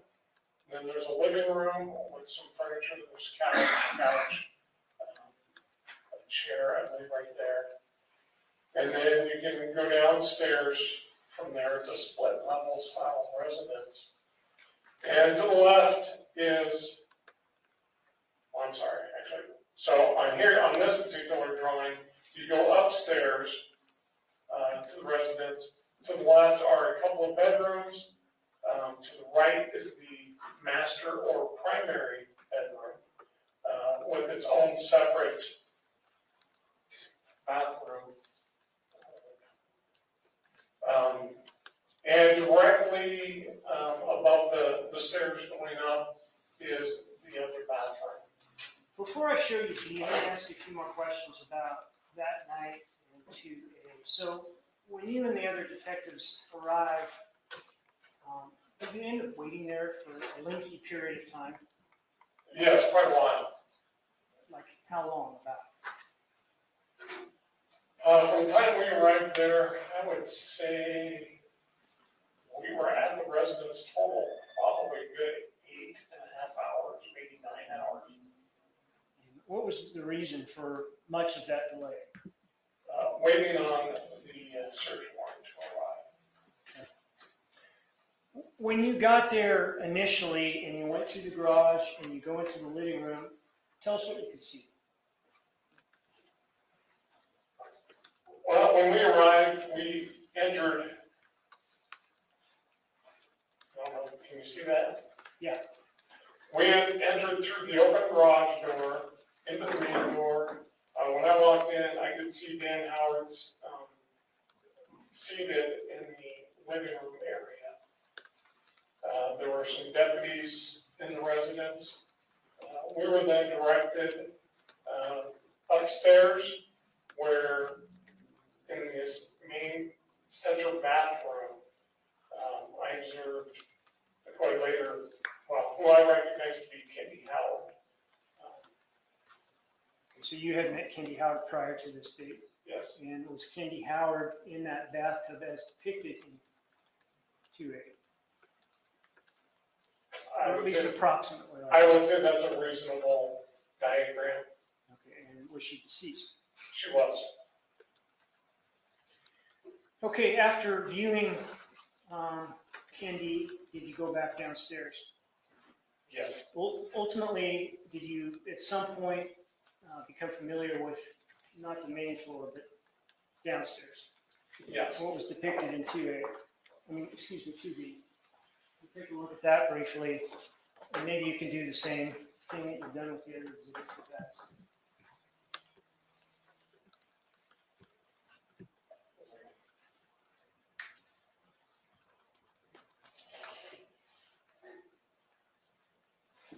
Now, this doesn't seem to be working.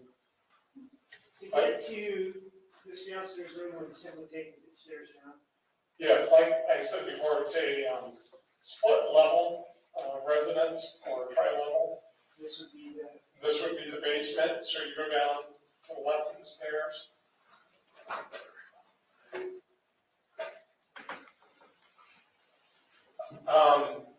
So when you get to the stairs, you have a choice on the main floor going right upstairs or to the left downstairs. If you take the left and you go downstairs, to the left and kind of straight ahead is a laundry room. There's a bedroom down there. And to the right is another family room area with a wood stove and a bar area. There's a couch, some chairs, and I believe a television down there. okay, I think that does it for those exhibits.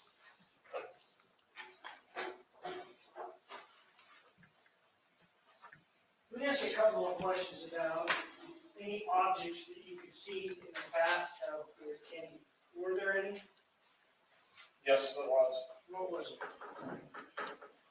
Most notably, saw or observed a handgun to the right of her, laying at the bottom of the bathtub. And there was what appeared to be a spent shell casing on the bottom of the tub between her legs. Was there still water in the bathtub? There was water. About how much approximately? You know, I couldn't tell you exactly right now how much was in there. Were you able to see through this water and view those objects without taking them out? Oh, yes. Did you and Detective Euler end up waiting for that search warrant, and then during the time the search warrant was executed, having a very lengthy conversation with Dan Howard? I guess it would be the early morning hours of February 3rd, 2021. Yeah, I wouldn't necessarily categorize it as lengthy because we took some breaks in between while we were waiting for the search warrant, but yes, Was it recorded? yes it was. And who recorded it? Detective Sergeant Darrell Euler, How? using a body camera that both video and audio. All right. During the entire time, essentially? Yeah, as far as I know, during the entire contact with Dan Howard, yes. Okay, so those recordings are lengthy. They are. I just want to ask you some specific questions about that conversation that you and Detective Euler had with Mr. Howard.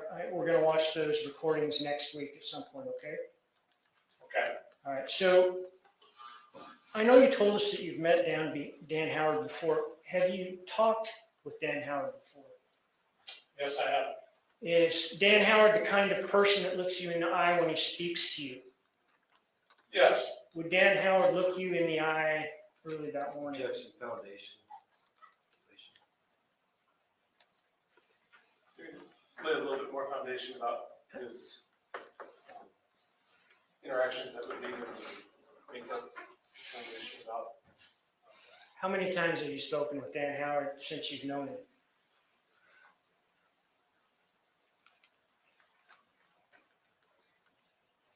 Probably a couple. When was the last time you had a conversation with Dan Howard? Prior to this evening, Yes.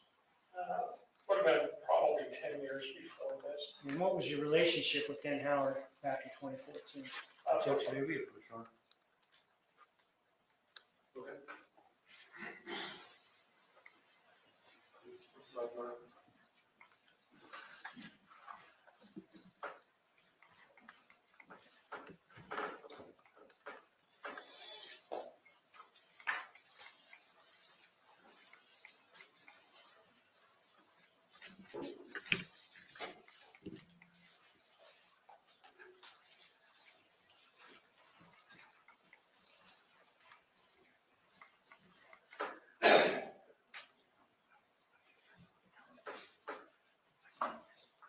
We were on a break. We were on a break. We were on a break. We really were on a break. We were on a break. We were on.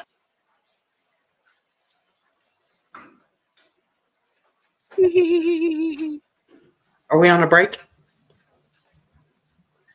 Yes, we really are on a break. The other times that you've talked with Dan Howard were when? Oh, that was a quick one. I didn't expect it to be like I thought it was going to be a little bit of a longer sidebar there. Yeah, short sidebar. I know, right?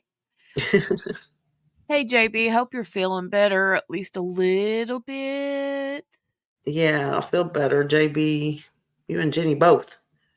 Yeah, I mean, don't get me wrong. I don't feel terrible, right? I Yeah, just, all in your my head. nose is runny and it's got that like burny Hmm. tickle back there where I feel like I have to sneeze constantly, you know? Yeah. No, So Steph, I'm not stuffy. Do I sound stuffy? Not she's yet. like, she's like, QB's Wi-Fi is all kinds of contagious. Maybe y'all's contagious too, and I'm gonna step out. Just don't send it through the wires, okay, or the airwaves. Right. Oh goodness. All right. We'll Okay. go on.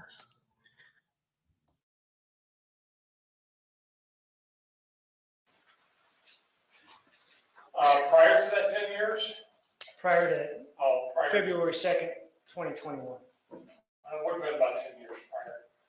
Okay, and about how long were those conversations that you had? They're fairly lengthy. So you've had substantial contact with him in the past, face to face, Yes. and in those prior contacts with him, would he look you in the eye? Objection, power.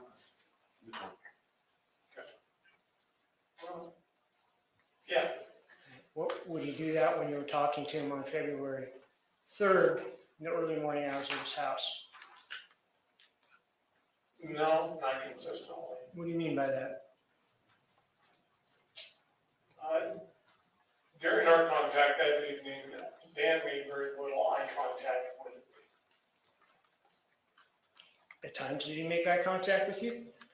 At times he did, And, yes. and what was his emotional level at the times he made eye contact with you, during the times that he did that morning? I would say he appeared to be frustrated or trying to explain something. Objection, speculation.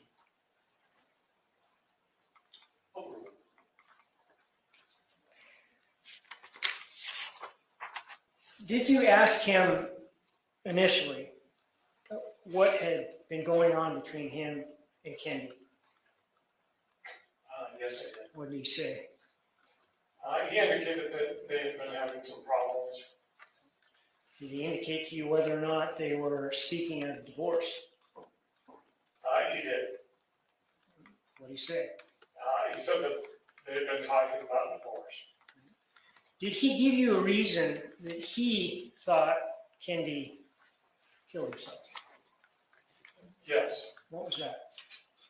His reason that evening, explaining to Detective Euler and I, was that during the divorce paperwork that they were filling out, or he had filled out, he wanted to include a residence that she had made an offer on down in Kenai, Idaho. And that she got very upset over the fact that Dan wanted to include that in the divorce. Was this just simply a residence that she had put an offer on That's correct. that she had not acquired? And she did not inquire, no. And after or during the part where he gave you that reason that she killed herself, what did he tell you was the chain of events that occurred in terms of later on in the night? Did he indicate to you that she went up and took a bath? Yes, he did. And then? That later at some point he heard what he described to us as a thud. Okay. He continued to fill out some paperwork, work on the paperwork, have a beer or several while watching television and doing some laundry. Did he give you a time frame in terms of hearing the thud upstairs and him going to check on Kendi? Ultimately, he estimated between 1 and 1.5 hours. And what did he say he saw when he went upstairs to check in on Kendi? That he found Kendi in the bathtub unresponsive. And did he describe to you the condition or temperature of her body? Warm. I'm sorry. Actually, I believe he told us that she was cold to the touch. At some point in your conversation with Mr. Howard, did you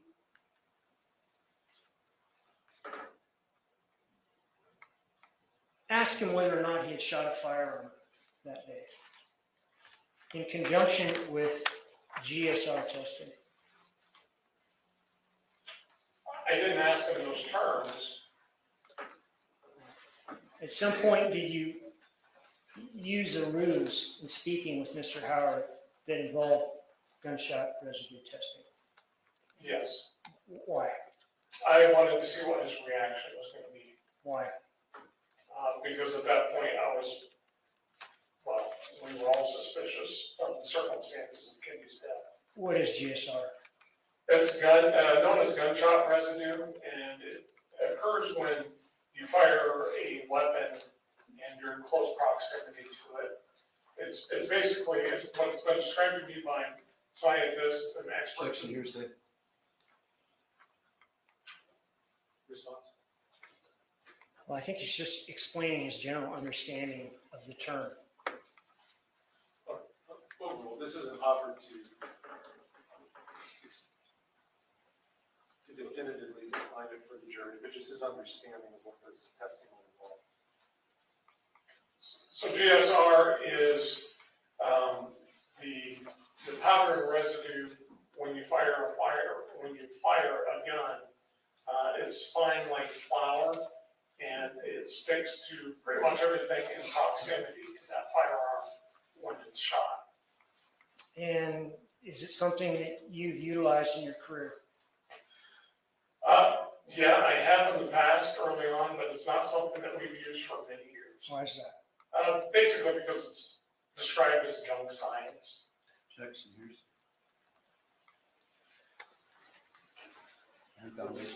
Yeah, it's just why he doesn't use it anymore. It's not for the truth of the matter, sir, Judge. Okay, I'll limit that for the jury, that he's not testifying as an expert as to gunshot residue, he's just explaining why he no longer uses it. To your knowledge, will any state lab in the country accept GSR testing? Not one that I'm aware of, no. Later on in the interview, did that topic of GSR testing or that issue come up in terms of whether or not he had shot a gun? Yes. Can you run us through that, please? I asked Mr. Howard if there was any reason he would have GSR on his person, on his hands or his body. His response? After a pause, he indicated that he had shot one of his handguns earlier that same day. Approximately, I believe, between 3:30 and 4 o'clock, somewhere around there. And then did you and other detectives take some steps to actually engage in GSR testing? Yes. Why? Because I had mentioned it, basically. And so one of the other detectives on scene went ahead and swabbed him for GSR. Did that provoke any responses from Mr. Howard that caught your attention? Yes, it did. Describe that. He, as we were all standing out there in the driveway of his residence, he had shoved his hands in his front pants pockets and were shaking them, rubbing them back and forth in a very fast manner. To the point where one of the other, Detective Euler had to ask him to stop doing that. At a point in the investigation, did you allow Mr. Howard to tell his family about what had happened earlier in the night? Yes, we did. About what time do you think that was? I believe it was after 6 a.m. approximately. Why had you waited so long? One, we were waiting for the search warrant to get there. We didn't want any additional family members showing up on scene and you don't have to deal with any other issues. Because we didn't know what the state of their mind was going to be. Were you there when he called family members? Yes, I was not there for the initial first, I believe, 2, but I did witness and observe at least one of them. Which one was that?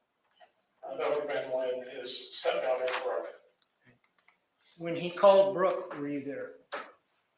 No, I believe he was downstairs with Detective Euler at that time. When she called Dan back, were you there? Yes, I was. And were you there to hear whatever you could hear over the phone from her? I could hear it from across the room. And were you there to hear his responses? Yes, I was. Who spoke first when she called Dan? I don't recall who spoke first. I believe it was probably his stepdaughter. Can you describe the conversation for us to the best of your memory? She was angry, she was upset, and she immediately accused Dan of killing her mother. And Dan's response? He was visibly shaken and upset and denied it. Anything else to that conversation? I mean, that was the gist of it. She accused him and he denied, and from that point on, he was pretty upset. So this investigation, can you kind of give us general outlines of it? Did it involve execution of search warrants? I guess it did, quite a few. About how many and what sorts of businesses or institutions? Well, we did an initial search warrant that evening.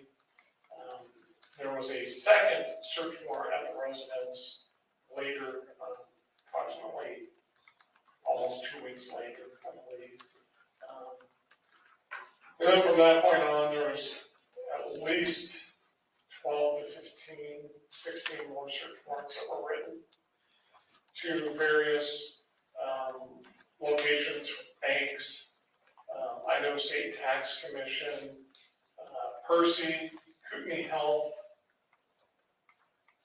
places of that nature. All right. Places where there would be records involving Dan and Kendi. That's correct. you were obviously working the investigation, and the coroner came back with the undetermined on the autopsy. I don't think I was actually still personally involved in the investigation during that time frame. When you became involved in it, were you aware of that undetermined by the coroner? Yes, it was. Did the investigation, at least from your perspective, when you took it on, continue? Yes, it did. Why? Well, because of one, the initial response to the scene, the incident that took place on the 29th prior to Kimmy's death, Dan's reaction that evening, observations that were made not only by myself, but literally by every other officer that was on scene that night. The inconsistent statements from Dan that evening, the inconsistent, basically, crime scene or death scene where Kimmy Howard was located. There was concerns about injuries located on her person and her body that were also not consistent whatsoever with what Dan had tried telling us earlier.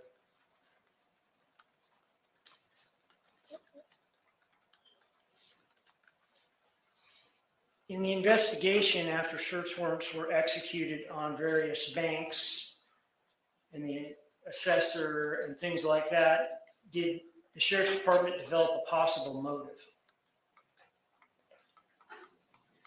Yeah, yes, we did. What was that? Couple of things. One, anger over Kimmy's affair, and probably the bigger one was the money. Did the investigation go to the area of Kenny's mental health at that time? Yeah, absolutely. That was taken into account from day one. And was that a consideration in this investigation going forward, even though the coroner ruled it undetermined? Yes, it was. Why is that? Well, because we had to rule out that she didn't commit suicide, that she wasn't suicidal, that she wasn't depressed. That's your foundation.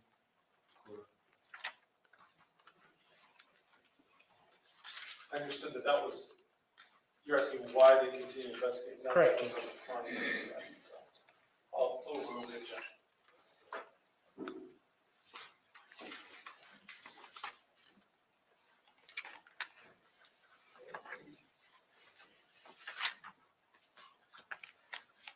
No further questions. Thank you.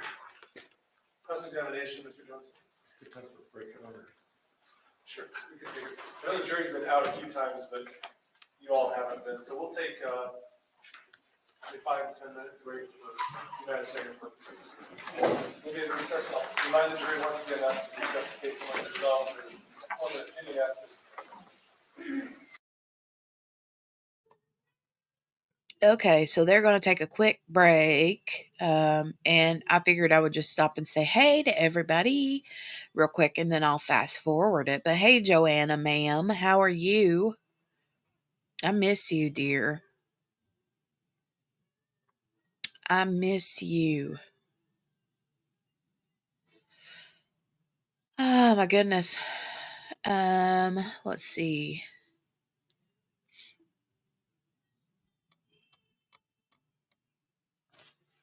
Oh, no worries, Morgana Banana.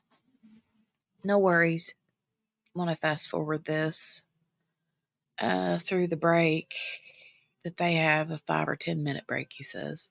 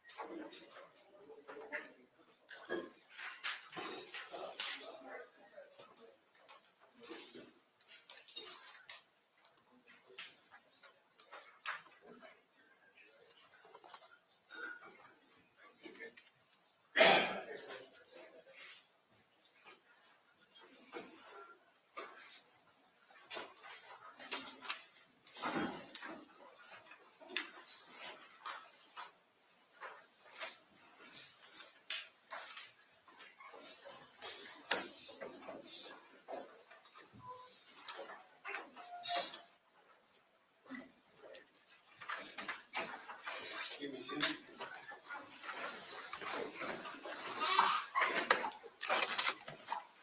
Sorry, I said 10 minutes and then something else came up and just, all right, cross-examination, Mr. Jones. Hey, John. Good afternoon. Good afternoon. So how long did it take you to become a detective? From the time I started my career, so it would have been 93. I was a narcotics detective in 99. Okay. Then had a break and went into major crimes in 2000. January 2006. Is there, were you a patrol officer before that? Yes. What kind of different things did you have to learn from being a patrol officer to become a detective? Well, there's all sorts of things. Various classes. Hey, Mary Lou. Okay, so for those that come in the last few minutes, so we've been doing the Delphi deep dive for the last several days. And yesterday we started reading that massive 136 page document. JB and I both woke up today. It sounds like we sleep in the same house, right? But no. Anyway, JB messages me and she's like, I don't think I can read today. I got a stopped up nose. And I was like, oh my God, I do too. And I woke up this morning with a runny nose and sneezing and all that junk. So neither one of us were able to read much today. So, and that's all that we have in that document is reading. So, um, a lot of reading. So, yeah, we're They're all gonna, we're sickly. gonna, Sickly. yeah, we're sickly. Yeah, 11 hours away from each other. I know. But so we decided to just put the Delphi document on hold until we're both able to uh, read, or at least I'm able to read. Um, and then I'm hoping it's just allergies, honestly, because of the weather Yeah. changes. But anyway, in the meantime, I was like, oh, I mean, I could not stream today, but then I was like, nah, I mean, We'll hang out. let's just hang out. And this trial here is today is day 3, but what we're currently watching is the opening day. They have already had opening statements and the prosecution has started their witnesses. But it's a state trooper from Idaho who is on trial for the murder of his wife in the bathtub. So, we're not going to cover this trial from beginning to end. We're just kind of watching today just to pass the time. However, the James Crumbly trial does start hopefully either tomorrow or Friday because they're in the jury selection now. And that's the dad to Ethan Crumbly, who was the Oxford school shooter.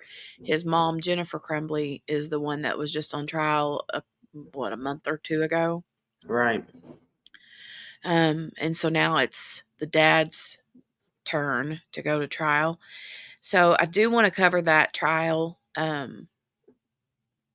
But we do still have Delphi. So I think I'm just going to play it by ear. I think what I'm thinking is maybe begin the trial when it starts and then resume the Delphi document read on over the weekend.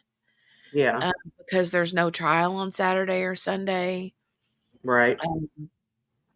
And I think the document is 130 some pages long. We made it through 45-ish pages yesterday. Mhm. So yeah, no, we've not been covering Rust, Joanna. We haven't covered that one. I mean, I've watched bits and pieces of it on my own, but I haven't watched it from beginning to end. I did see that the defense is rested in that trial, though. Oh, have they? Yeah, I saw that earlier today. They said they rested just a while ago, I think. I also heard that they've given the jury an option for lesser um, lesser charges or whatever. Mm-hmm. So like negligence or something. I can't remember, but anyway, yeah. Yeah. Uh, but I I don't know a think, ton about it, but yeah, I think Alec Baldwin goes on trial for this uh next month, or oh, is it just I think maybe it's June or July. I can't remember. right, But that's what this Rust trial is in reference to, is right. the chick that was over the weapons on the movie set is the one that's on trial right now. Mm-hmm. So, oh, it's June. Okay. Oh, okay. June. Yeah, It's crazy. I know. Just bits and pieces I've heard, but I know, right? it's weird. Very, very weird. I Yep. don't know. I mean, I haven't really looked at much of it, but I'm just kind of like, I don't know. I've heard bits and pieces, right? Yeah. Since the whole Right. thing happened. But I'm just kind of thinking, I would think that whoever would be in trouble for it would be the one that's over The the props. weapons. And why there was any live ammo on the movie set to begin with is beyond me. Yeah, that's what's always been. I've been like, what? You know, how'd that happen? Yeah, I know. I had heard that like during breaks on the movie set and stuff that they had like um a little target range that Yeah. they played around with when they were on their off time or whatever. I'm Right. like, okay, that's fine, but why aren't you using That's not real smart. guns that are not, you know what I mean? Yeah. I mean, that doesn't seem very smart to me. No, absolutely not. I mean, if you want to shoot, you Go to a know, gun range or something. then go to a gun range. Or if you want to shoot there, that's fine too. If you have a section way off somewhere, but don't use the same guns that's in the movie. No. That could be, that's just asking for That's trouble. asking for trouble. Exactly. Exactly. Um, Hey, Lee. Lee's walking in after an appointment and Aaron running. hey That's Lee, always good to see you. fun. Good to see you. Mary Lou, Delphi, when is Delphi going to be up to date? You mean what we're covering? So what we're going over with Delphi is we started from the very beginning on part 1. And we were going to continue reading the document today, but like I said, both JB and I are not feeling the best. Um, I'd say we will, I mean, depending on JB, I don't know. But if she's able, then we could, we'll have to talk about it and see if this weekend will work for her. If it won't work for her, that's fine. We can do, um,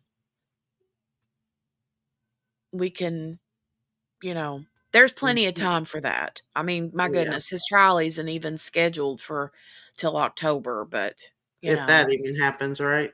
right. Um, but I mean, my plan is to get the the Delphi deep dive series done and dusted. Right. Um, after we get this memorandum document done with the reading of that, then we'll continue on to like what's happening up to now, because there's been, you know, different documents here and there that have come out that we've kind of already talked about and covered Mm-hmm. prior to starting the actual deep dive, as they were happening, you know. Right. Right. But with the Supreme Court ruling on the lawyer changes and all that kind of stuff. But yeah. Yeah. Totally Um, crazy. Joanna says that whole support crew was not good. Bunch of D-listers. Mm. Oh, Mary Lou says, when is the trial starting? So Delphi trial is scheduled. Richard Allen is scheduled to go to trial in October of this year, but I don't know that that's going to happen. Right. Remains to be seen. Right? I mean, I hope it does, but I mean, Yeah. I don't know. I mean, I just feel like there's too much stuff up in the air right now. And goodness gracious. I mean, Morgana, aren't you even a little bit like kind of wondering if the dude is even gonna like live Yeah. until then? I mean, to be Yeah. honest, He doesn't look good, that's for sure. And I don't know. I don't That's either. it's crazy. Because if he doesn't, then there's that. Oh well, we had our guy, and now it's closed. Right. Whole thing. But I Joanna don't know. says, Joanna says Alec is devastated about it. I can't see him being guilty. Well, I mean, I don't think, you know, like I said, again, I don't know the ins and outs of the whole thing. I don't know all the details. I haven't watched the interviews. I know the interviews are available to watch. Mhm. I've seen them throughout YouTube, you know, the different like police interrogations and stuff, but Right. um I just don't know that. I mean, You're not he's the in one that debt. pulled the trigger. He's the one that pulled the trigger, but he Yeah. was acting I mean, he was I don't know.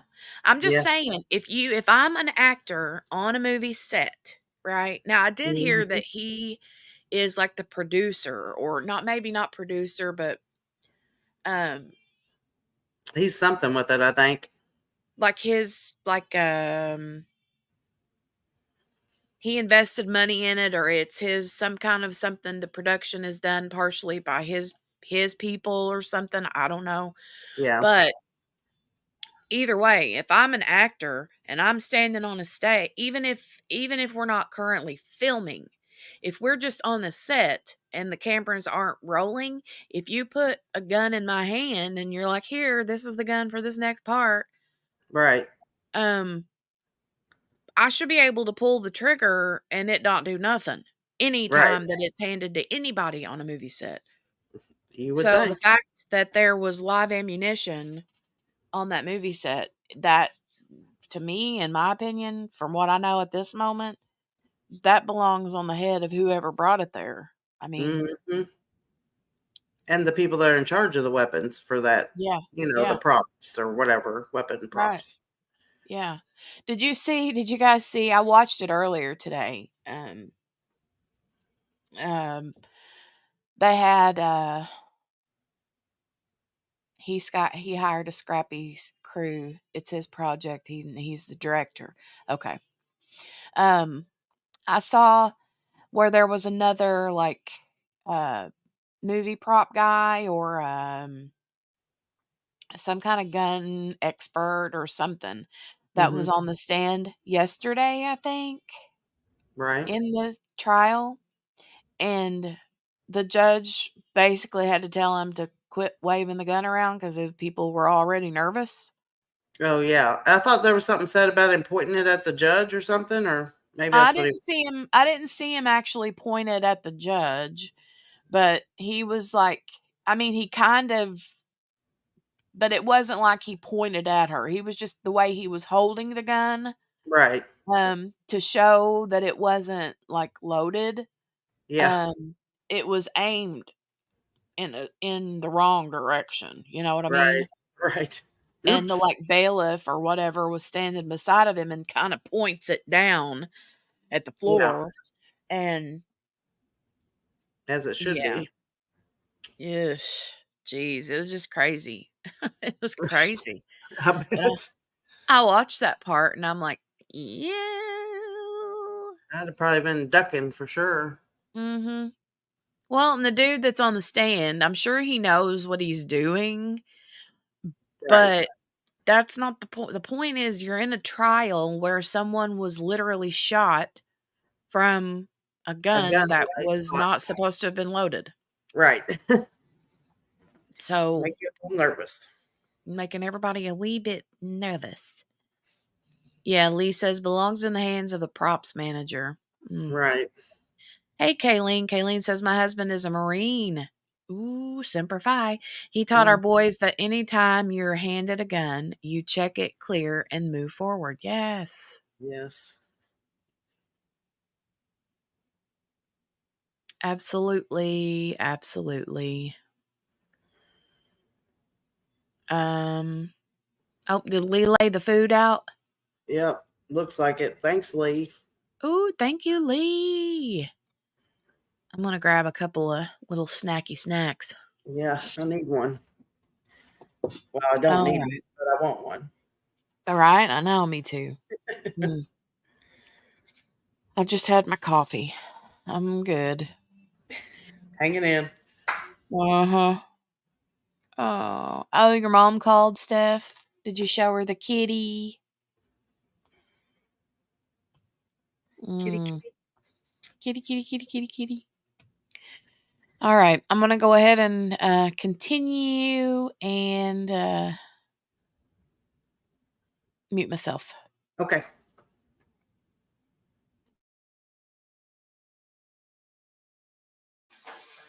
Basic academies for detectives, advanced academies For detectives. for detectives. This stuff that patrol officers don't do.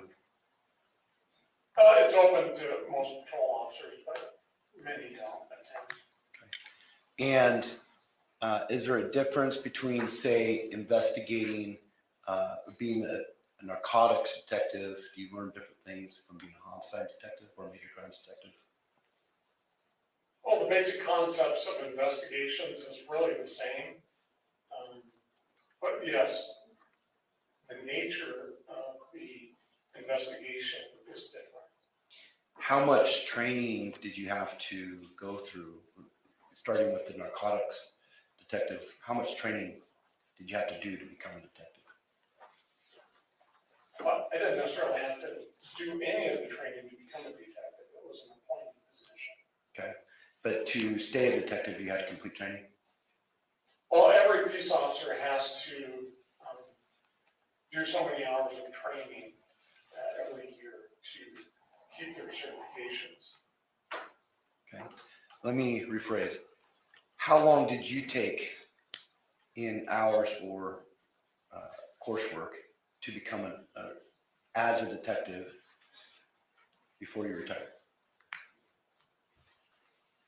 How many hours of training did I complete during my time as a detective? Yes, ballpark.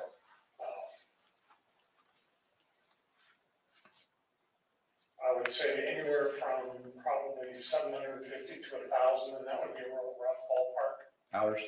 Yeah. Okay.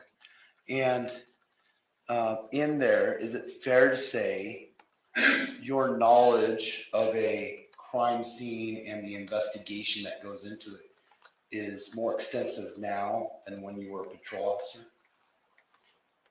Oh, absolutely. In part of your investigation, you pulled Mr. Howard's records as when he was former law enforcement, correct? I'm sorry, I couldn't hear that last part. As part of your investigation, one of your search warrants was to receive the records for Mr. Howard's time at the police force? Yes, I did serve a search warrant on Idaho Post and obtained all of his records.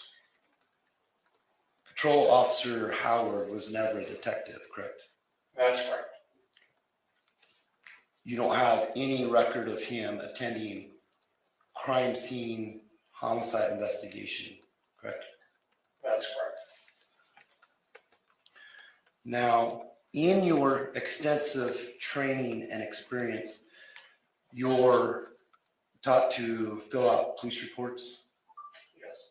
You're taught to include all relevant information as it relates to your investigation. Yes. So in this case, there are, with all the different officers, there's 46 supplements to this police reports, ballpark. Well, I would say that's pretty close or accurate depiction. And for instance, supplements 31 through 46 are all yours, correct? All but one, I believe, yes. And so when you fill out, for instance, a search warrant for Bank of America records, you might wait till you get those records back and then fill out one report that encompasses both days, right? I don't understand what you're asking. Meaning every phone call or every day is not necessarily a separate report. No. But everything that's relevant, you include. Yes. Okay. You filled out a police report of your interactions with Mr. Howard on the morning, early morning into the morning of the 3rd of February, 2021. That's correct. In that police report, you never mentioned Mr. Howard having issues with him looking at you during your conversation, correct?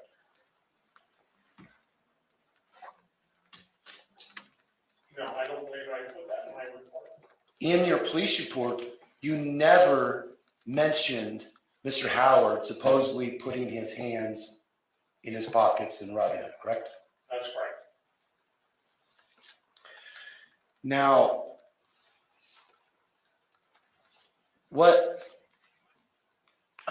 did you participate in the first search warrant? As far as processing the scene? Yes. No. Okay. Who processed the scene to your knowledge? Detective Jerry Northrop was in charge of the processing the scene, and Detective Chris Kurzman assisted him. Okay. Now, there was a second search warrant conducted on the premises in February, that same month. That's correct. Were you present there? Only for portions of it. Okay. I, again, did not participate in the actual processing of the scene. What search warrants did you apply for? Well, I don't have the list in front of me. The ones I applied for would have been, on the top of my head, it would have been some bank records.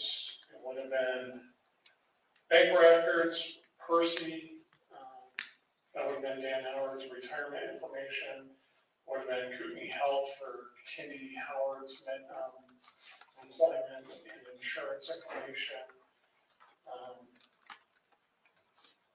There was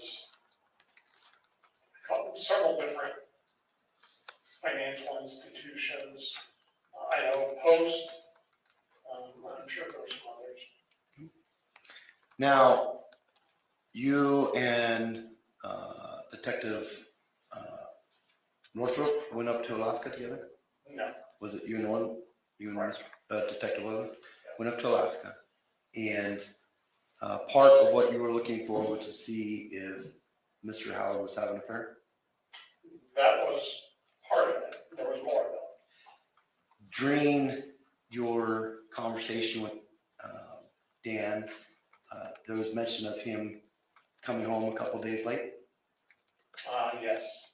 And your understanding from the conversation was that he worked a couple days late, a couple days over. That's correct. you confirmed that he did in fact work a couple days late up in Alaska, correct? Yes, we did. During that time, also, in your police report, you say that his coworkers didn't have anything of evidentiary value or significance. Correct. Did any of them describe seeing Dan as sorrowful? I don't recall that,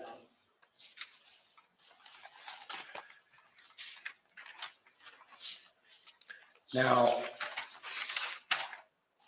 in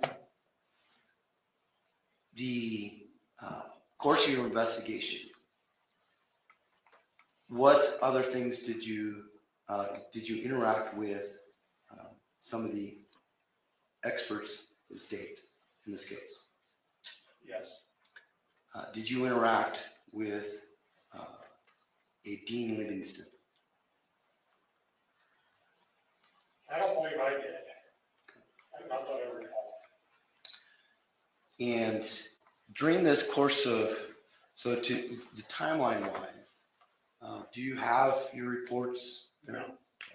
Are you familiar enough with the timeline that you're able to answer ballpark dates? I think so. So early on, a decision was made to send items of evidence to Washington State Patrol, correct? That's correct. That was probably to avoid, since Mr. Howard had previously worked for ISB, as to avoid any perceived impropriety. Yeah, but I feel it's necessary to let you know that I was really not part of that decision-making, as I was not in charge of the investigation at that time. When did you become lead? Wasn't until after July of 2021. And did you review all the reports and emails and correspondence in the file for the few months prior to you taking lead? To the best of my knowledge, I did. And did you review the evidence that came back in this case? I did. In fact, somewhere around August of 21, you did an evidence review where you went and looked at the physical evidence. That sounds about right. After that time,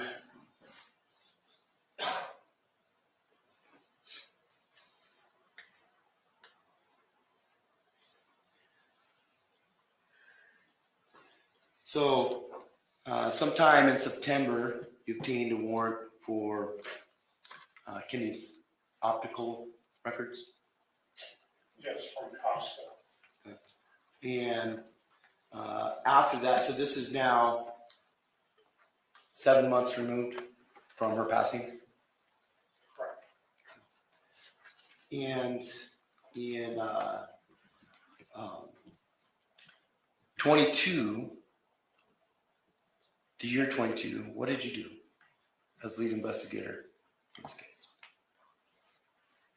During the entire year, What steps? You just hit the major milestones of what you did in 22. well, without reviewing my reports, I couldn't sit here and tell you exactly everything that I did during that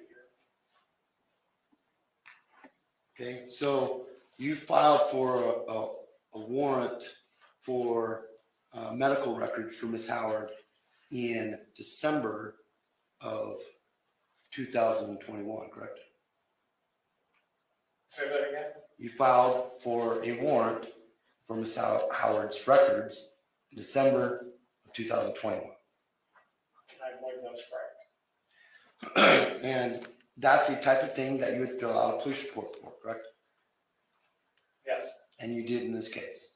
I believe I did, yes.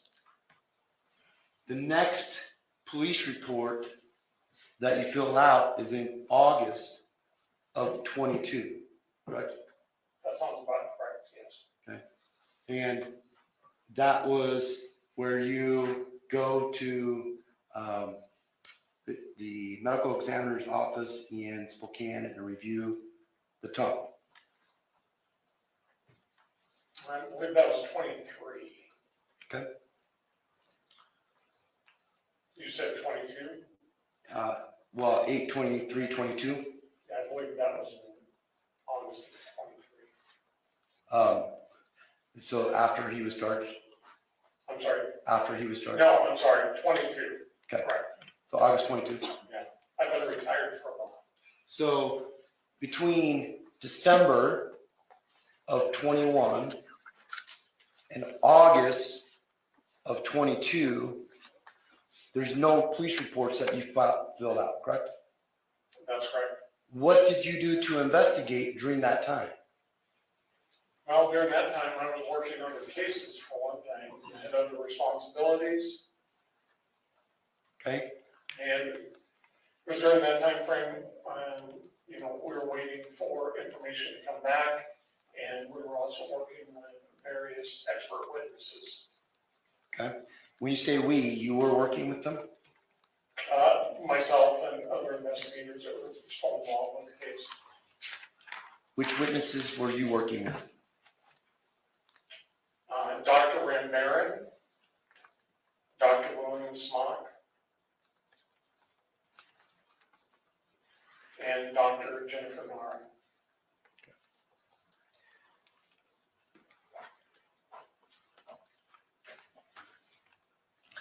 What made you, strike that. After August, the next police report you have is in January 23, correct? I believe that's correct, yes. And that was a search warrant for a different bank records, correct? Yeah, I believe that was the one out of County Line. Then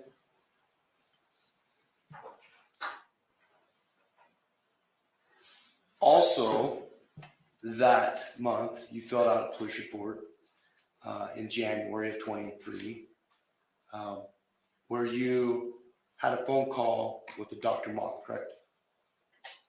Was that January of 23 or 22? January 23. Yes, that's correct.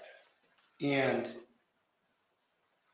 the purpose of that phone call is Dr. Howard had retired at that point, correct? Yes. Was it your what was your understanding of what were you trying to have him review? Well, him as a her, Mackenzie Mott is a female. And I believe Mackenzie Mott called me as a follow-up. What we're looking for is there was concerns and inconsistencies with the original autopsy. Okay. And those concerns were your concerns? They were made my concern, yes. And then after that, in April, you fill out a police report where you mentioned in the course of an interview a carotid restraint, correct? That's April of 23. A carotid restraint? I believe so, yes. That's the first time in a police report that you have mentioned carotid restraint, correct? That's correct.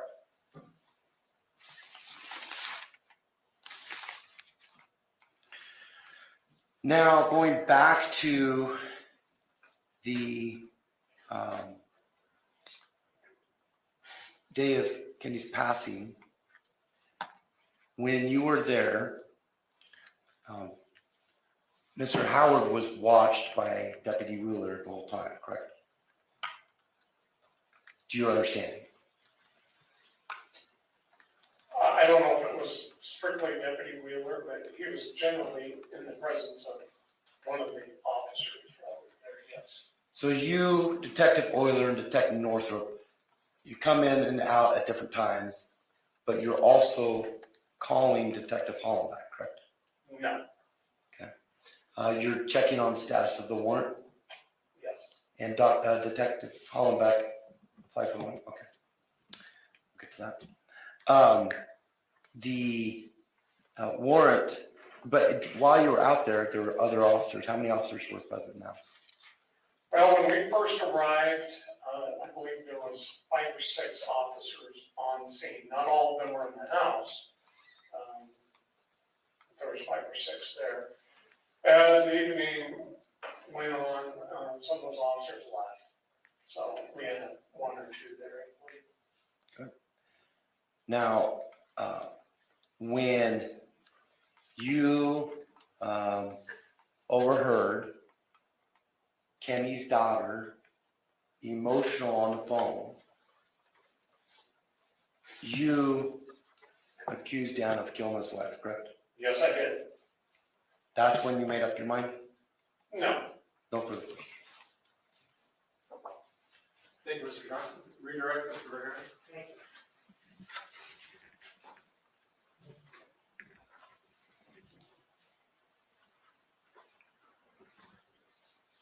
Council asked you about in any of your reports that you mentioned, specifically one of the ones on February 2nd, whether or not Mr. Howard was looking at you in the eye. Remember that question? Like, Yes. and you said no. Why is that? Why did I say no? He Why wasn't. didn't you mention it in your report? Well, one, Detective Boiler was also filling out a report on that. And the other part of that is the entire contact was captured on video. You also, in talking with council, mentioned that every law enforcement officer, every post-certified patrol officer in Idaho has at least so many hours of investigation. Is that accurate? Yeah, every police officer has so many hours of investigations that they receive at post. Can you give us a little more detail about that? Well, it's basic training in investigations. Some agencies, like Idaho State Police, has additional investigative academy that they attend that is solely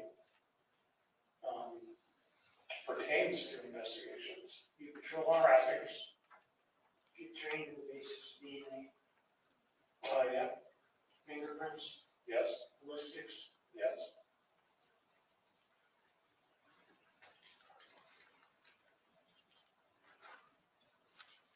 Council also asked you about your report and whether or not you had mentioned that Mr. Howard put his hands in his pockets and vigorously wiggled them after he was braced with the GSR topic. Remember that question? Yes, Was there another deputy nonetheless that did document in his report? yes. Who was that? Detective Darrell Oiler.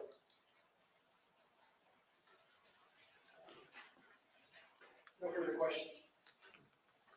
Thank you, sir. You may retake your seat.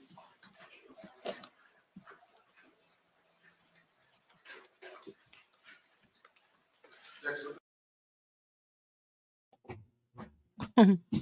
That question there at the end about the Howard guy putting his hands in his pockets and wiggling them vigorously. I was like, really? Couldn't you have worded that question a little bit differently?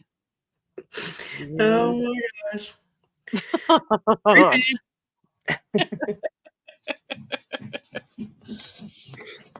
So for Had those Jimmy of you even that taken missed that. it, it was just basically trying to say something about trying to get any leftover gun residue off of his hands or whatever. But did you hear Morgana him said that about when he said that about how they don't use GSR very much anymore because they consider it junk science?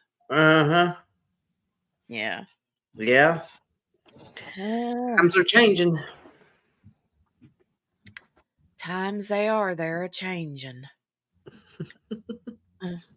I'm surprised that you got a chuckle out of that, Jenny. Where was your mind? I don't know, right? Eh, Me and Steph are rubbing off, I guess. goodness gracious. As long as you rub vigorously. It's all that matters. Oh Lord. So Gail is thinking that the judge is not bad looking. I can't see him well enough because, Well, I mean, he looks okay from a distance, yeah, Gail, but whenever I've gotten any like up close views, then I kind of change my mind. Maybe you will too. I don't know. But anyway, I like how you said that. Yeah, I can't see him well enough to be like, give my honest opinion yet. mhm. We'll see if we can get a close up on him here in a minute. Yeah. Let me scooch a little quicker. Oh, Oh, wait, maybe. that camera person's been getting the cameras going all wobbly. Yeah, I know. It wears I'm me like, out. people make me dizzy. I'm gonna see what this little bit is after this because I don't remember if they have some sort of a little argument here or not. Mm-hmm. Hold on a minute. Let me see.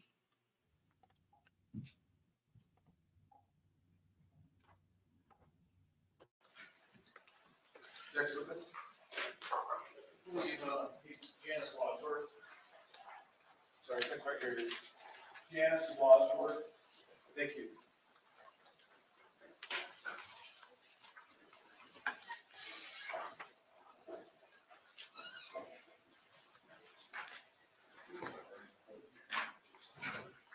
Good afternoon, ma'am. If you come forward, I'll have you face my clerk, and please raise your right hand and be sworn. Do you solemnly swear that the testimony you're about to give in this case shall be the truth, the whole truth, and nothing but the truth, so help you God? Thank you. You got a seat right there.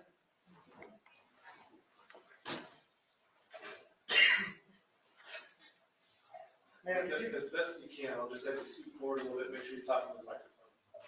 Thank you. You make Myra sworn? Forgive me, was she sworn in? She's sworn in, but I haven't gotten her name for the record. Ma'am, could you please state your name for the record, and would you spell that? Janice Wadsworth, JANICE WADSWORTH. And ma'am, how are you employed? I work for the County Sheriff's Office as an emergency communications officer.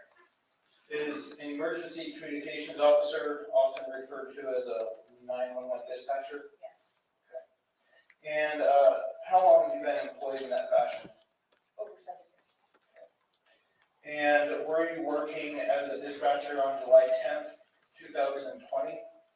Yes. And could you please tell the jury what exactly a dispatcher does? I answer 911 calls and admin calls, dispatch law enforcement, fire, and medical throughout City County. Okay, so as a dispatcher, these 911 calls come in, and you said you answer calls for different agencies, like police, paramedics, fire. And when these calls come in, do you work with a software system that helps you? Yes. And what is that software system called? CAD, computer aided dispatch. So CAD is CAD, computer aided dispatch. And are you able to, when you're on the phone with a 911 caller, how are you using CAD? I answer the call in for the responders, entering the address and the details of the call for them to see on their computers as well. Okay, so when you're on the phone with a 911 caller, you're putting notes into CAD? Correct. And you said it's for the responders? Yes. And who are the responders? Law enforcement, fire, EMS. Do law enforcement, fire, EMS responders have CAD in their vehicles? Yes. So this CAD system, are they able to read your notes as you're putting them in while you're on 911? Correct. Okay. And so while you're on the phone with somebody calling 911, you're in constant communication with responders? Yes. And while you're at work as a dispatcher, you're using CAD, do you have anything else at your disposal that you can record in the 911 calls? Yes. Is that CAD or is that something different? There's different programs we use, but, the phone calls are recorded as is my screen and everything. Okay, so the audio of the 911 calls, that they get recorded as well? Okay. And does that system, any of the systems you use record the date and the time of the 911 calls? Okay. When you were working on July 10th, 2020, were those systems all working? My knowledge, yes. And did you receive a phone call, a 911 call on July 10th, 2020 from a Kenny Howard? Okay, and do you recall what time of the day that came in? Possibly 9 p.m. 9 p.m. about? Okay. And have you had a chance to go back and listen to that 911 audio? Okay. May I approach your honor? Do that.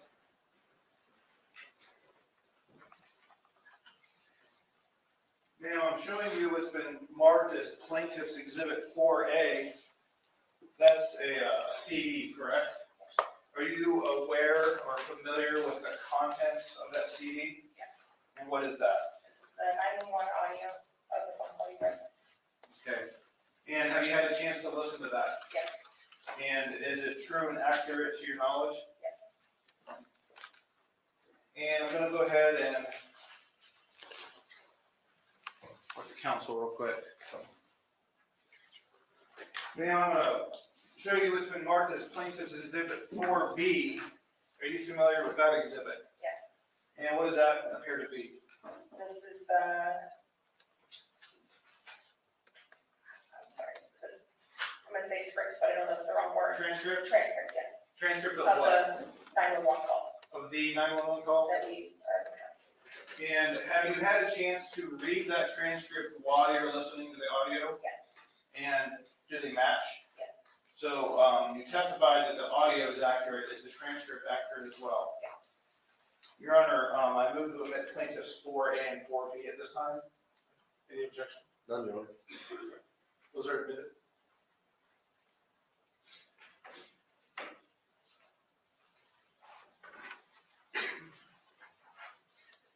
Your Honor, at this time, I'd like to publish the audio. Oh my gosh, you guys. Breaking news. What? Breaking news. Breaking news. Richard Allen's lawyers have filed, listen to this. What? Oh my God. Hold on, let me hold on. Let me run over to hold on. The Oh my suspense is killing me. God, this is incredible.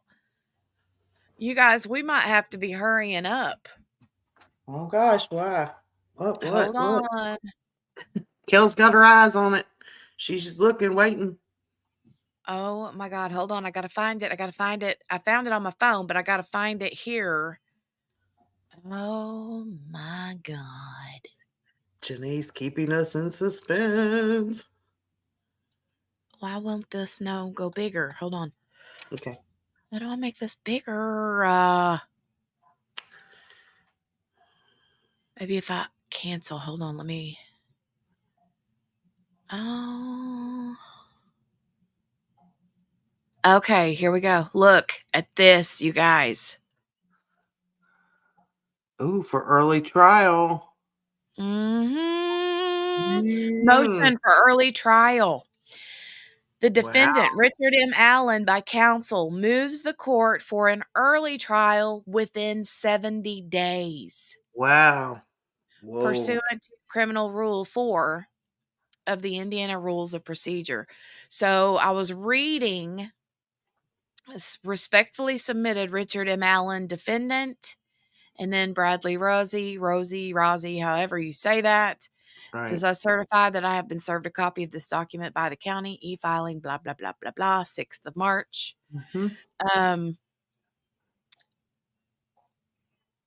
I don't know the ins and outs of this, But I do know, hold on. They're calling it a speedy demand. Huh. Um, I didn't know there was such a thing. Let me come over here and share my Twitter stream. Okay, so says attorneys for Richard Allen. This is from someone named Yellow Jacket here. I mean, there's a few different people, right? Yeah. That are talking about this on Twitter, but this one, Yellow Jacket, however you say that, says attorneys for Richard Allen went on the offensive and took first step in putting themselves, Rick, and us out of our Delphi misery within 70 days. Sadly, a whole new nightmare could start for victims' families. This was never about justice. The state has nowhere left to hide. Mm-hmm. For sure. Joshua Ritter says breaking update in Delphi, suspect Richard Allen's case. The defense has filed a motion for early trial. This means Judge Gull must set the trial within 70 days. So she Currently, doesn't have a Allen, choice. apparently not. It says Mm-hmm. Allen's trial is set for October. What do you think?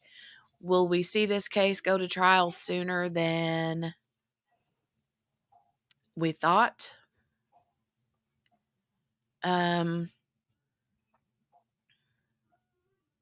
Richard Allen and his defense team filed a motion for his trial to begin within 70 days. This would move his trial to the end of May. Thinking of the families of Abby and Libby. Here, this one, Defense Diaries. I like this dude. If you're on Twitter, make sure to follow Defense Diaries. They're pretty awesome. He says Richard's Allen's attorneys have filed a motion for early trial. Has no choice. This is pursuant to Indiana Criminal Rule 4. The judge has no choice but to set the trial within the 70-day period. The trial could be bumped back a bit if Gull has an in-custody trial on a speedy demand already set that is older than Allen's case. That case would have priority, but Mm-hmm. and then I was looking at some of the comments under this. Someone asked, can Gull deny or ignore or remove from the record? You know, she has a different rule book. And then Defense Diary says, no, she has no choice but to set it within 70 days unless there's a defendant with priority ahead of Allen that is set at the 70-day mark. Right. Lily Shaw says, Bob, Judge Gull will definitely find another case that has priority then. Good luck, or good to have you back. Happy belated birthday.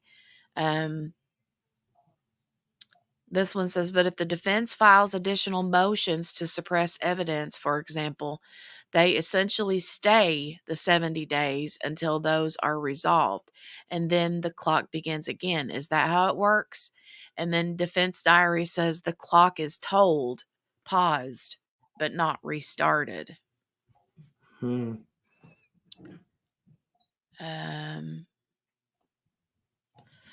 Somebody says, well, can't Judge Gull just say, having reviewed the defendant's request and the state's objection, limited circumstances have been found. Trial set for N+1, N equals day that RA loses it in solitary confinement. I don't know what that means. I didn't get that either.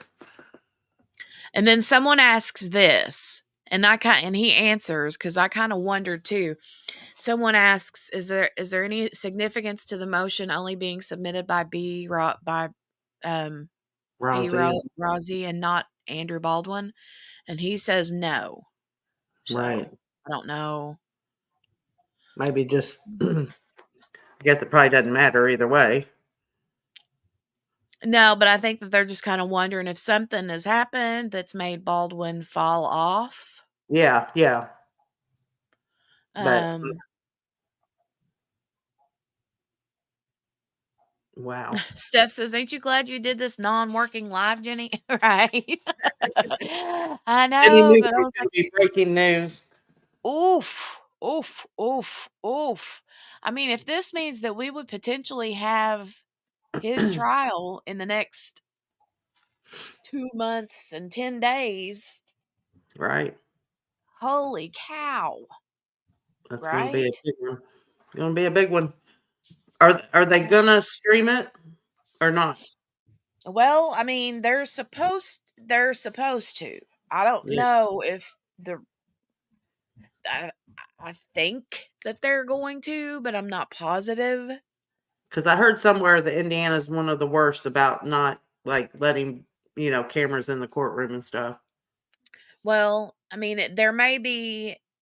I can't remember exactly what the decision was made because they keep going back and forth and back and forth and back and forth, Right. right? On the media stuff. So I could be wrong um that they will stream this, but if not, there will be people in there live tweeting left and right. You know what I mean? Yeah. Yeah. Um so I'm not sure. But Let's hope they do. Let's hope they live stream it. yeah, I'm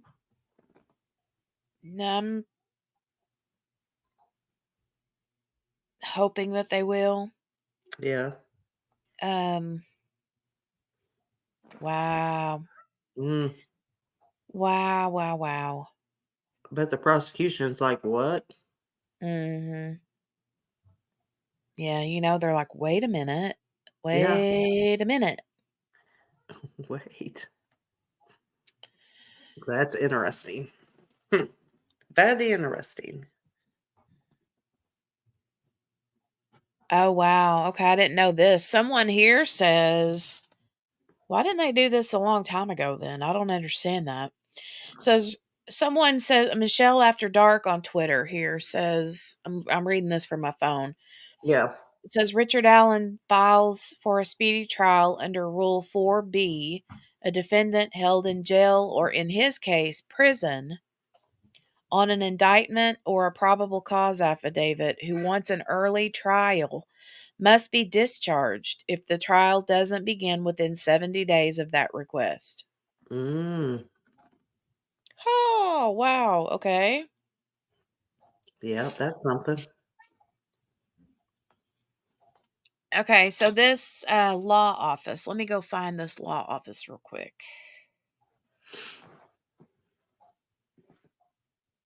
Um,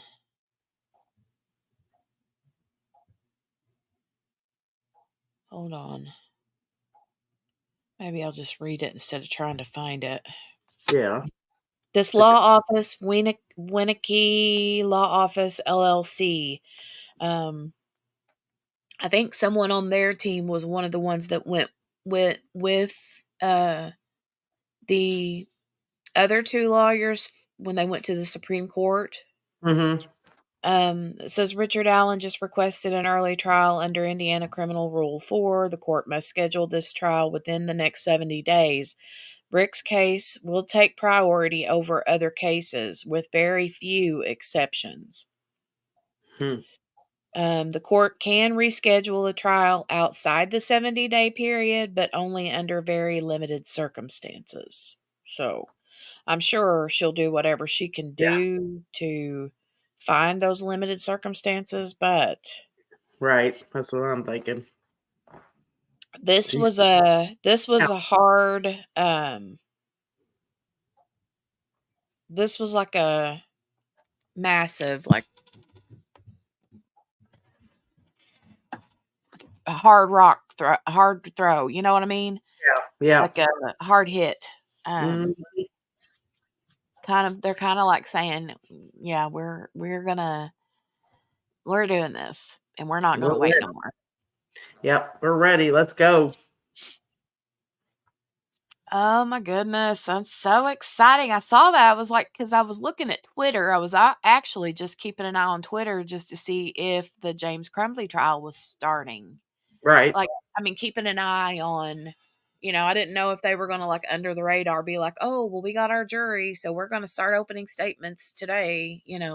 Right. And whenever I was looking, I saw something about Delphi breaking whatever, and I was like, wait, what? I And then bet, I was reading it, and I was like, bet you oh about fell out of the chair. You're like, oh, I did. I about fell out of my chair. Oh, that's crazy. that is. Mhm. I'm glad to So see we'll it. definitely be keeping an eye on that. It's funny because Mary Lou come in here earlier asking Yeah. about the trial. When was the trial going to be? And we was like, oh, it's supposed to be October, but We didn't even think it'd be then. and we don't Really. even think it'll be then. And now it's going to be like, get on it, people. Let's go. Hopefully, Hopefully.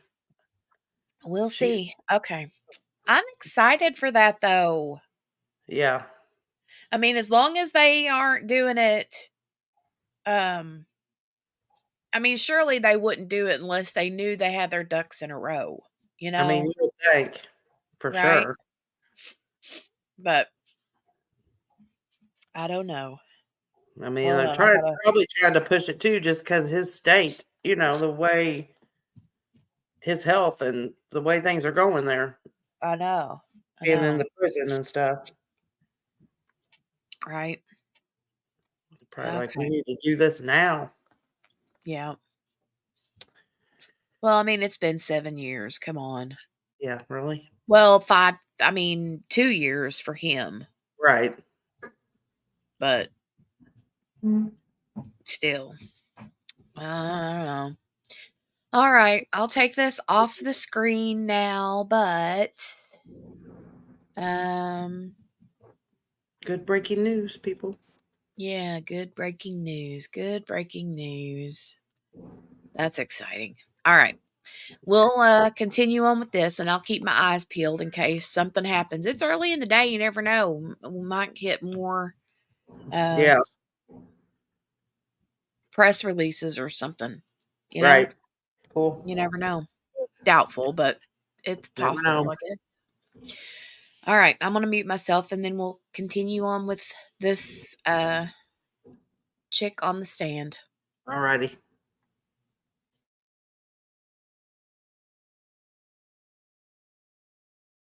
For the jury, and as they listen to the audio, I'd like to have them follow along with the transcripts. So I've got copies for bailiff. That's allowable, you may do that.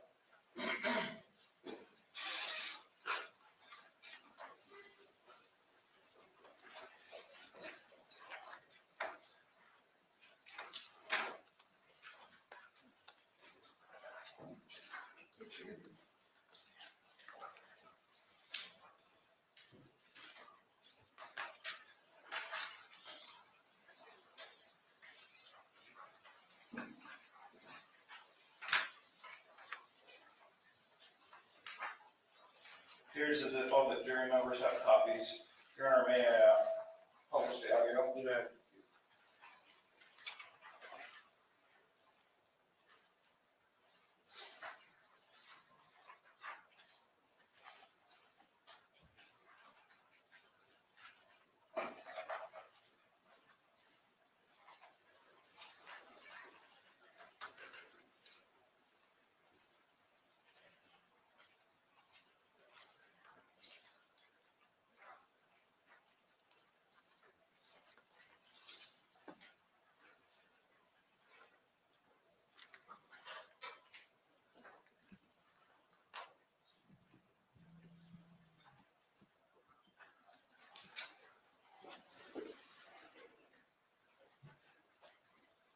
We're having technical difficulties.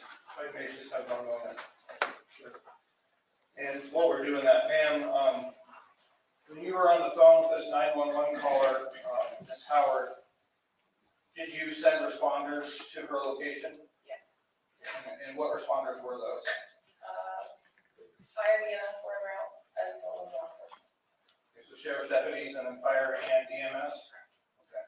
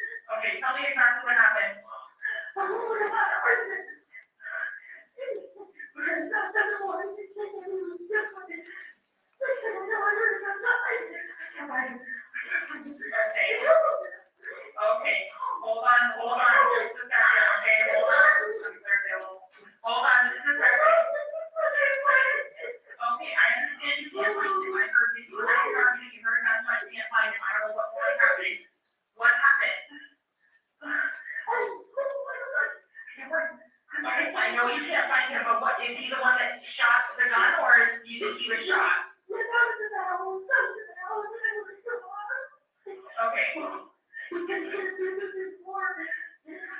Okay. Okay. Okay, I'm sending help, okay, stay on the line for me, okay? Hold on. When did this happen? When did you hear the gunshot? 2 minutes ago? Okay. Okay, okay, you're okay.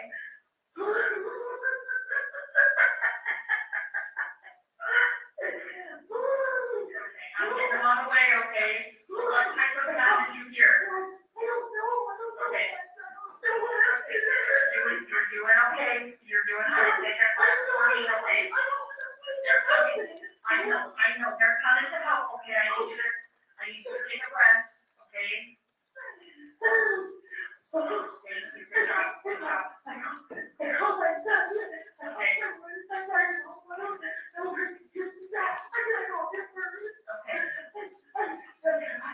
Okay.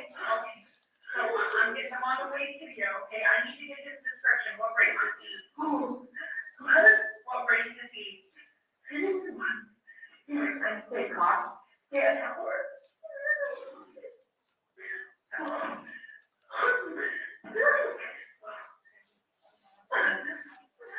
Okay, what, you said he's white, how old is he?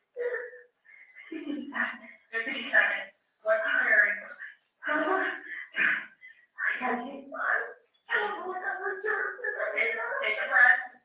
Take a breath. You were arguing with him. What shirt was he wearing? Okay. Maybe green.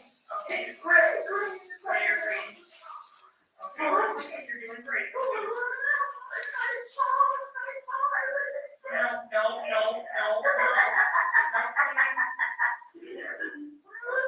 Okay, I need you to take a breath again, okay? I know you're scared, but what's his name? What's his name? Ken? Dan, and what's his last name? Howard? H-O-W-A-R-D? Okay. What's his name of birth? Okay, I know. What's his phone number, honey?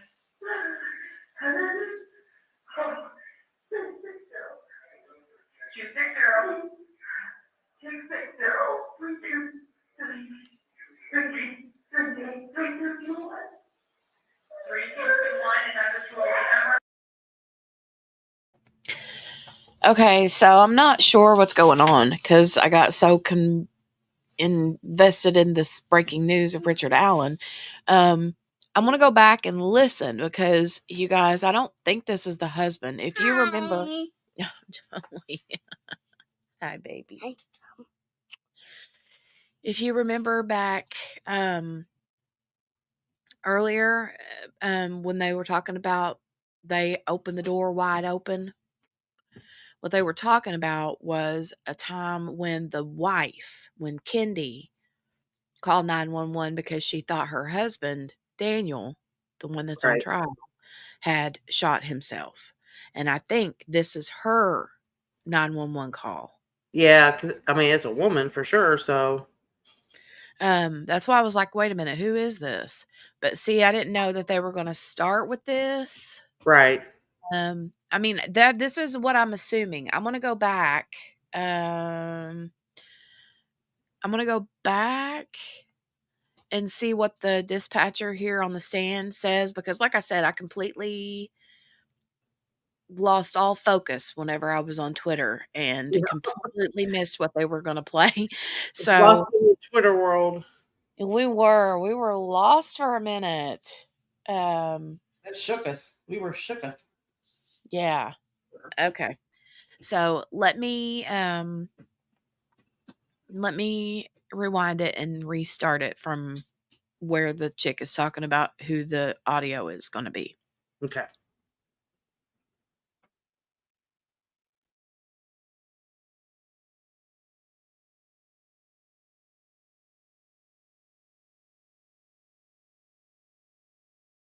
Familiar with the contents of that CD? Yes. And what is that? This is the chance to listen to that? Yes. And is it true and accurate to your knowledge? Yes. And I'm going to get dispatch. And are you able to, well, when you're on the phone with a 911 caller, how are you using CAD? I enter the call in for the responders, entering the address and the details of the call for them to see on their computers as well. Okay, so when you're on the phone with a 911 caller, you're putting notes into CAD? Correct.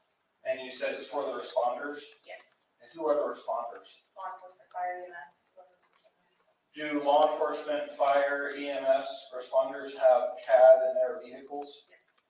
So this CAD system, are they able to read your notes as you're putting them in while you're on 911? Correct. Okay. And so while you're on the phone with somebody calling 911, you're in constant communication with responders? Yes. And while you're at work as a dispatcher, you're using CAD, do you have anything else at your disposal that you can record the 911 calls? Yes. Is that CAD or is that something different? There's different programs we use, but the phone calls are recorded as is my screen and everything. Okay, so the audio of the 911 calls, that they get recorded as well? Okay. And does that system, any of the systems you use record the date and the time of the 911 calls? Yes. Okay, when you were working on July 10th, 2020, were those systems all working? To my knowledge, yes. And did you receive a phone call, a 911 call on July 10th, 2020 from a Kendi Howard?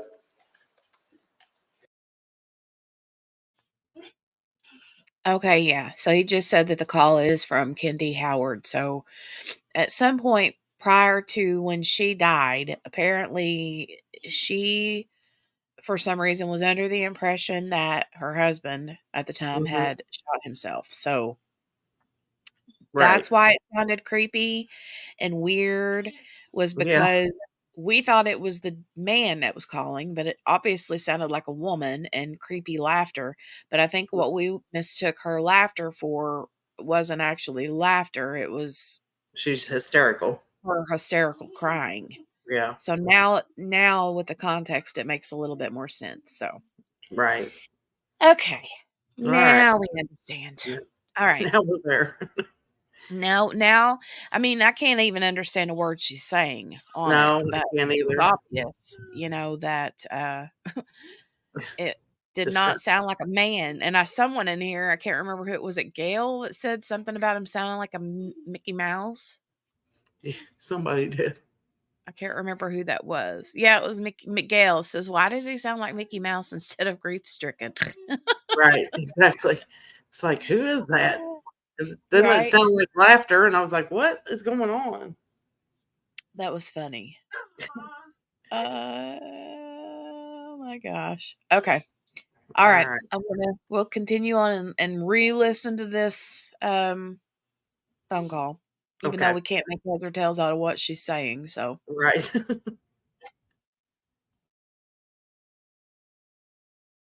Okay, and do you recall what time of the day that came in? At 9 p.m. 9 p.m. about? Okay. And have you had a chance to go back and listen to that 911 audio? Okay. May I approach your honor? Do that.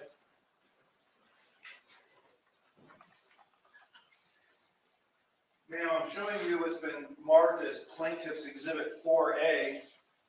That's a CD, correct? Are you aware or familiar with the contents of that CD? Yes. And what is that? This is the 911 audio of the phone call you referenced. Okay. And have you had a chance to listen to that? Yes. And is it true and accurate to your knowledge? Yes. And I'm going to go ahead and talk to counsel real quick. Ma'am, I'm going to show you what's been marked as plaintiff's exhibit 4B. Are you familiar with that exhibit? Yes, And what does that appear to be? this is the, I'm sorry, I'm gonna say script, but I don't know if it's the wrong word. Transcript? Transcript, yes, Transcript of of what? the 911 call Of the 911 call? that we are. And have you had a chance to read that transcript while you're listening to the audio? Yes, And do they match? yes, So you testified that the audio is accurate. Is the transcript accurate as well? yes. Your Honor, I move to admit plaintiffs 4A and 4B at this time. Any objection? None, Your Honor. Those are admitted.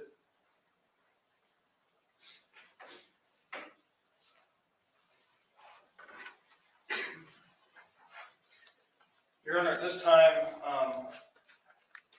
I'd like to publish the audio for the jury, and as they listen to the audio, I'd like to have them follow along with the transcripts. So I've got copies for bailiff. That's allowable, you may do that.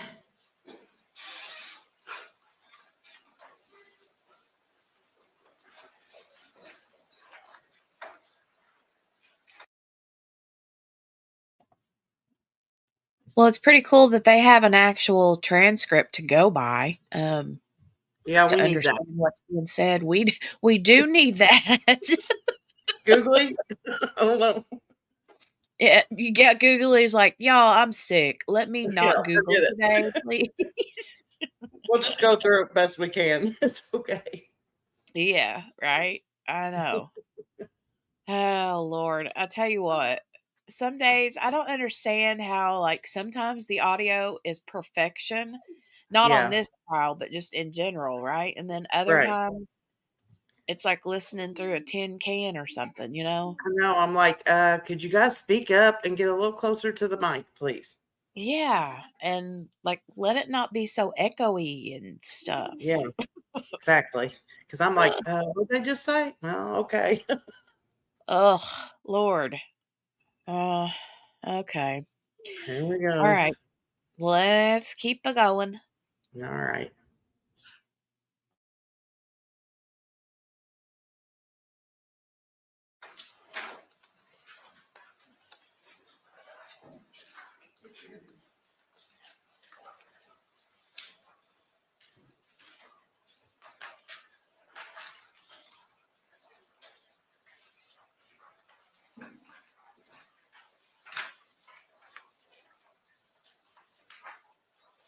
Here's as if all the jury members have copies. Your Honor, may I publish the audio? You may.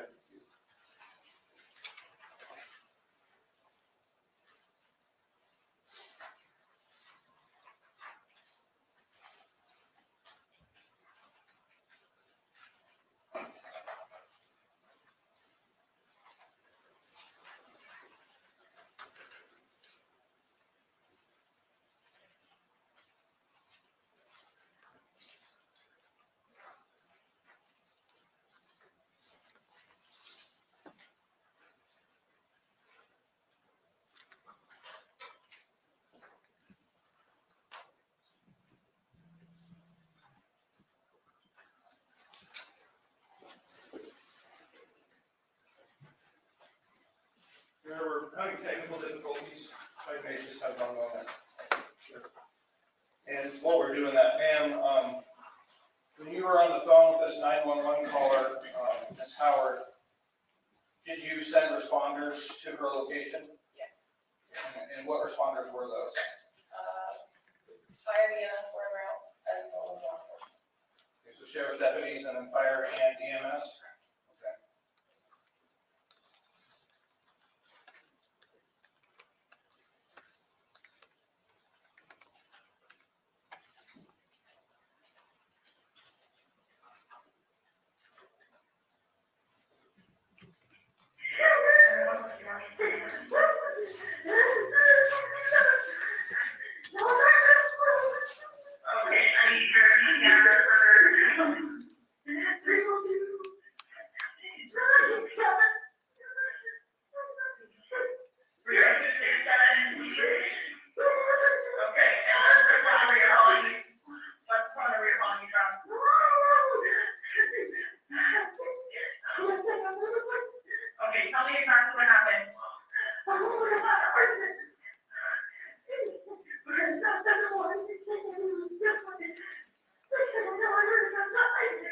Okay,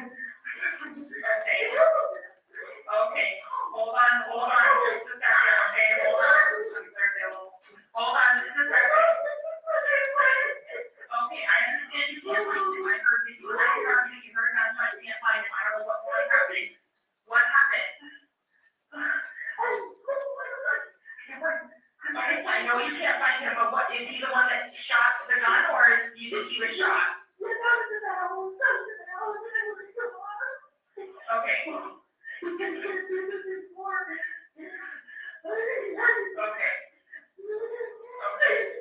Okay, I'm sending help, okay, stay on the line for me, okay? Hold on. When did this happen? When did you hear the gunshot? 2 minutes ago? Okay. Okay, you're okay.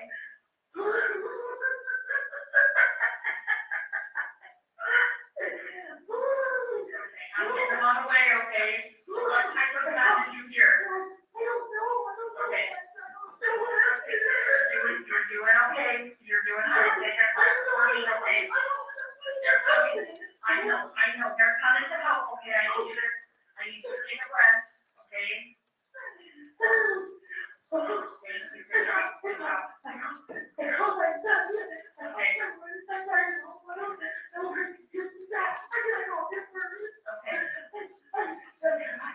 Okay. So I'm getting them on the way to you, okay? I need to get his description. What race is he? What race is he?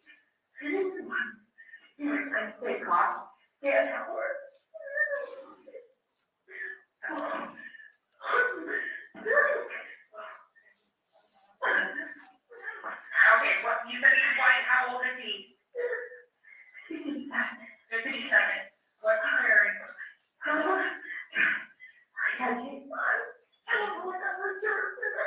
Take a breath.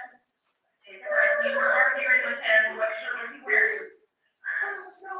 Okay. Maybe green.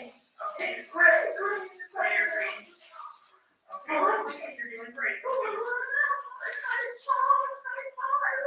No.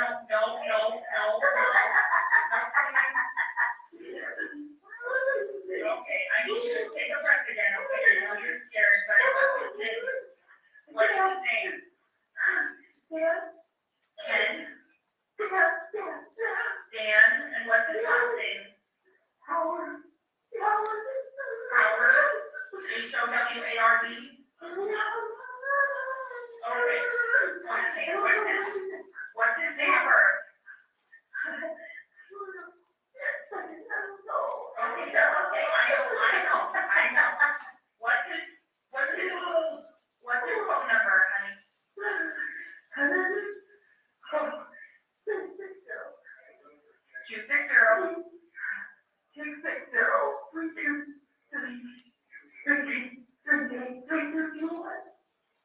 3221, and that's a toll-free number? Okay. Does he live there? Okay. You said he does live there, is that right?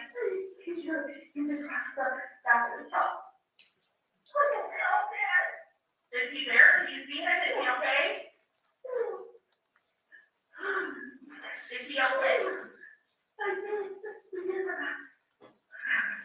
Is he walking? What's going on? Okay. He's walking out the door.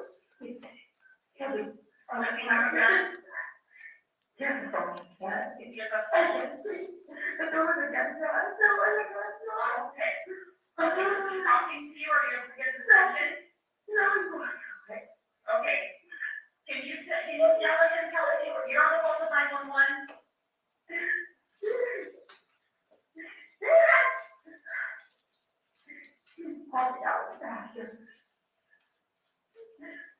Okay. Is he responding to you? No. Okay. He's not responding to you, he's still walking in the field? Okay. Like he was in the field, but now you can't find him? Okay.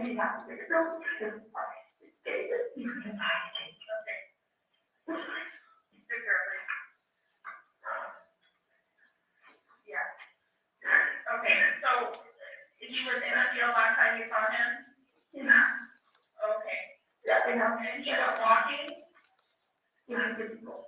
If you have to, I mean, it's a big, it's all in, our property. Okay, so he's okay? Yeah. Okay. So he's like, down. Okay, he's not talking to you? No. Okay. Is he able to hear you? I don't know. Okay. Do you feel a long person come out there and talk to him about what's going on? I'm 52 years ago. Okay, I understand that. So I'm gonna put law enforcement to come talk to him, okay? But you don't see a gun on him anywhere? No, I can't see it. Okay. I know you heard the gunshot, so, can you please try to get his attention, get him to come to the house? If he doesn't have a gun?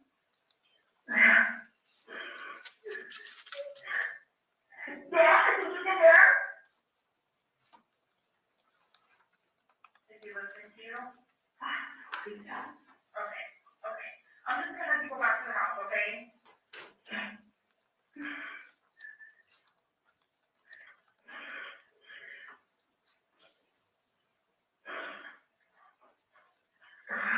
Okay. Okay. Well, it's good he's okay. You're getting law enforcement coming to talk to him, okay? Hold on just a second. County, can I get the fire? He's in the field. He's just not talking to her. He's walking around. Okay.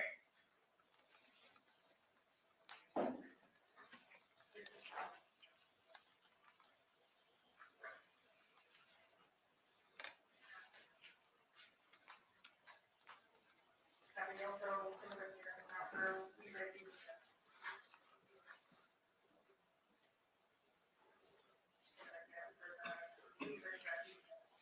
Okay, are you already off the danger right now?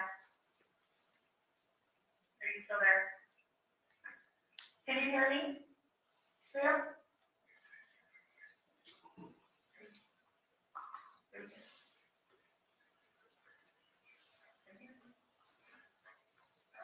Are you still there? Hello?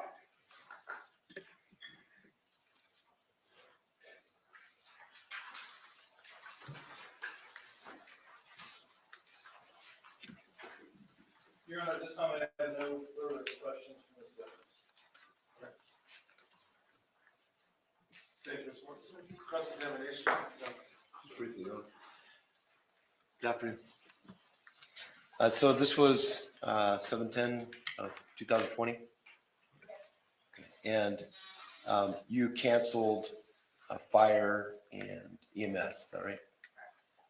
Law enforcement still showed up that day? Okay. No further questions, thank you. Nothing further. Okay. Thank you, ma'am.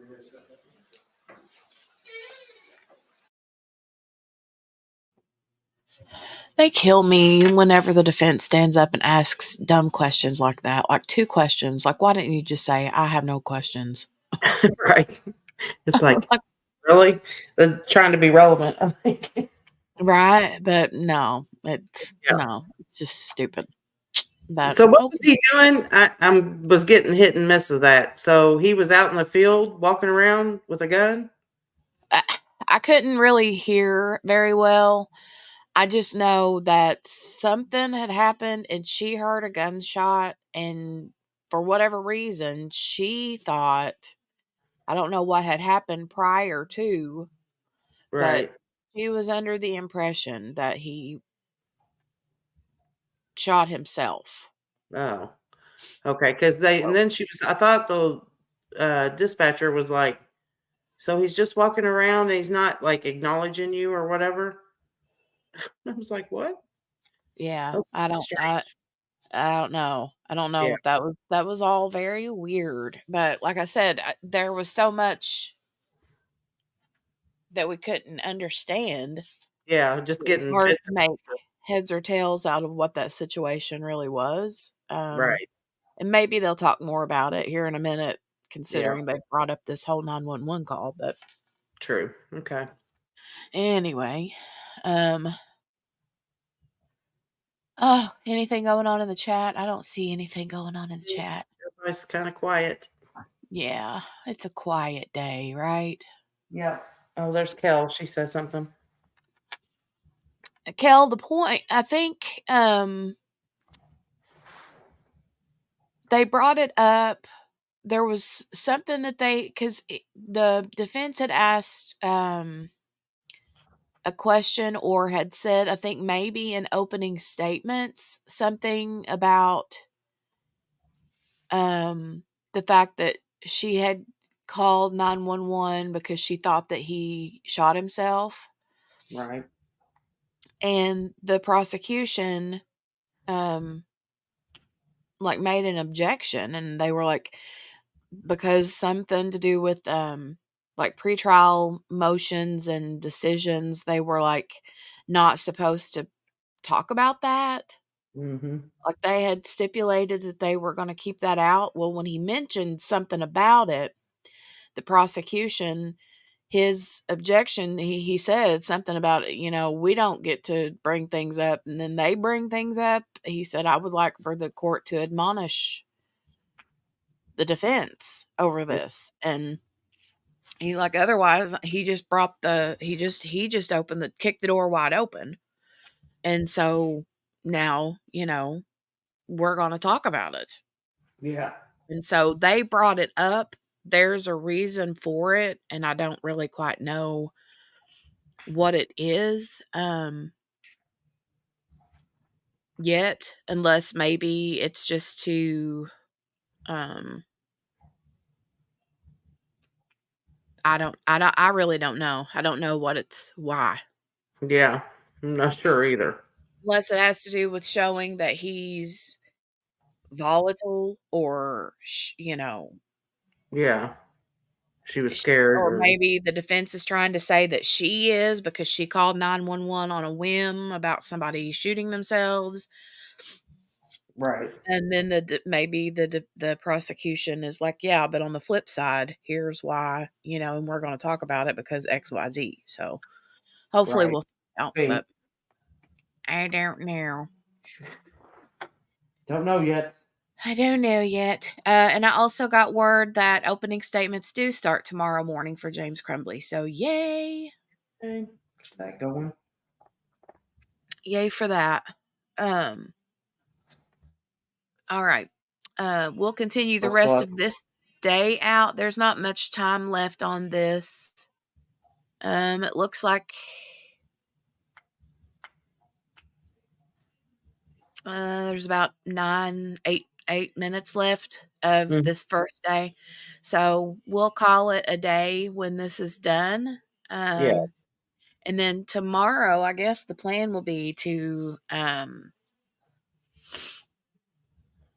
start Crumbly. And then I'll talk with JB and the rest of you guys and kind of see come up with a plan for the rest of Delphi, especially now considering this whole thing that happened today. Wow. Could blow wide. Crazy, right? It is. I'm still like, whoa. Can't I know. believe it. Comes out of nowhere. Definitely out of left field, but I don't I'm ready know. for it. I feel like that they've had this up their sleeve for a while and they're just like, poof, let's just do this right now today. Back in. Oh, did I drop? No, you're good. Oh, they had to get back in too, because they were kicked off and then back in. Right. So that was part of it. Yeah. Yeah. All right. We'll go ahead and finish the rest of this 8 minutes out. It may be shorter than that, and especially if they have they Yeah. might call it early. I don't know yet, but we'll Okay. see. I don't Sounds think that good. they'll have time for another witness. Probably not. 8 minutes, but we'll see. Okay.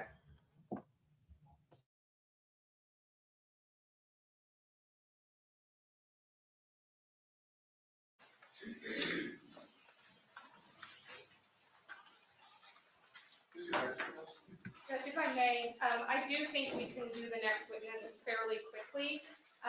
However, in the interest of time and not excusing the jury, we could just have just a very brief sidebar before we call that witness. Sure.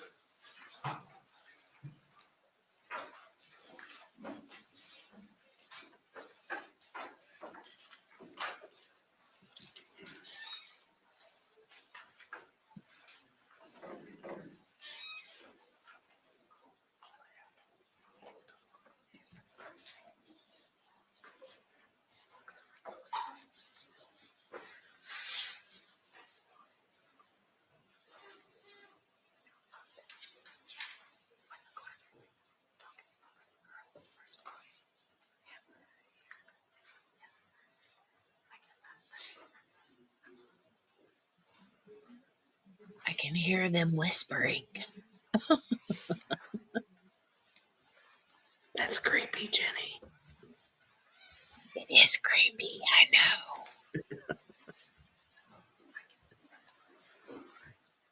State calls Andrew Mohawk. Just for the jury, I figure let's just keep on pressing through and we'll stop right at 5. Obviously, I'm not gonna keep you here past 5, so we'll stop in the middle of this witness's testimony. Take it back up again tomorrow. Thank you, sir. If you could raise your right hand and be sworn in, please.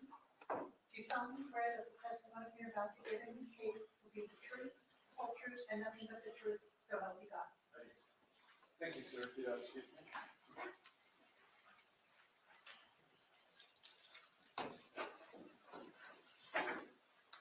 When you're settled. I was just saying you may inquire. Thank you, Your Honor.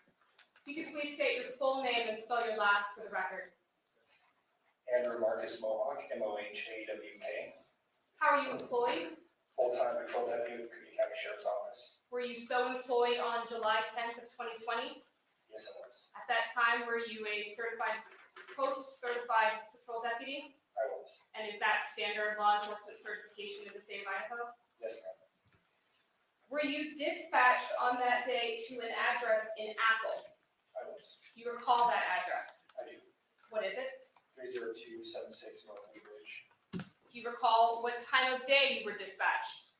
I believe I was dispatched just before 9 p.m.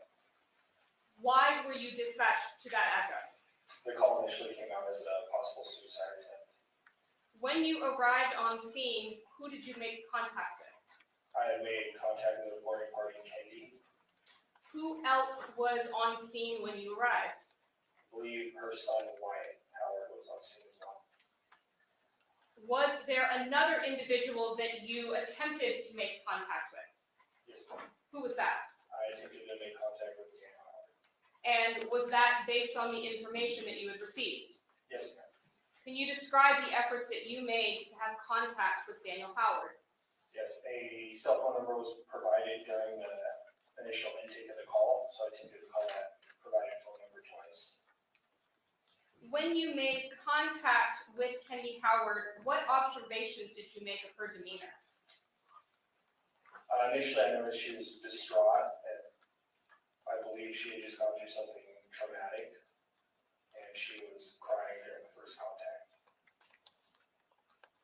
When you made contact with her, you stated that this was about 9 p.m. in July. Is that correct?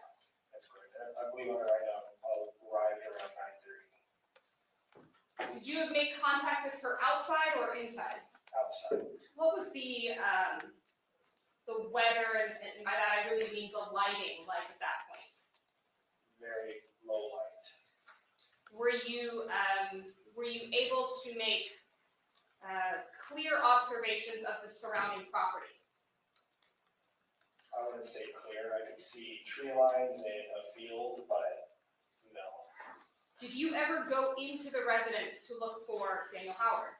I did not. Did you go into a shop or other outbuildings to look for Daniel Howard? No, ma'am. Did you ever observe either Wyatt Howard or Kendi Howard make contact with Daniel Howard? I did not.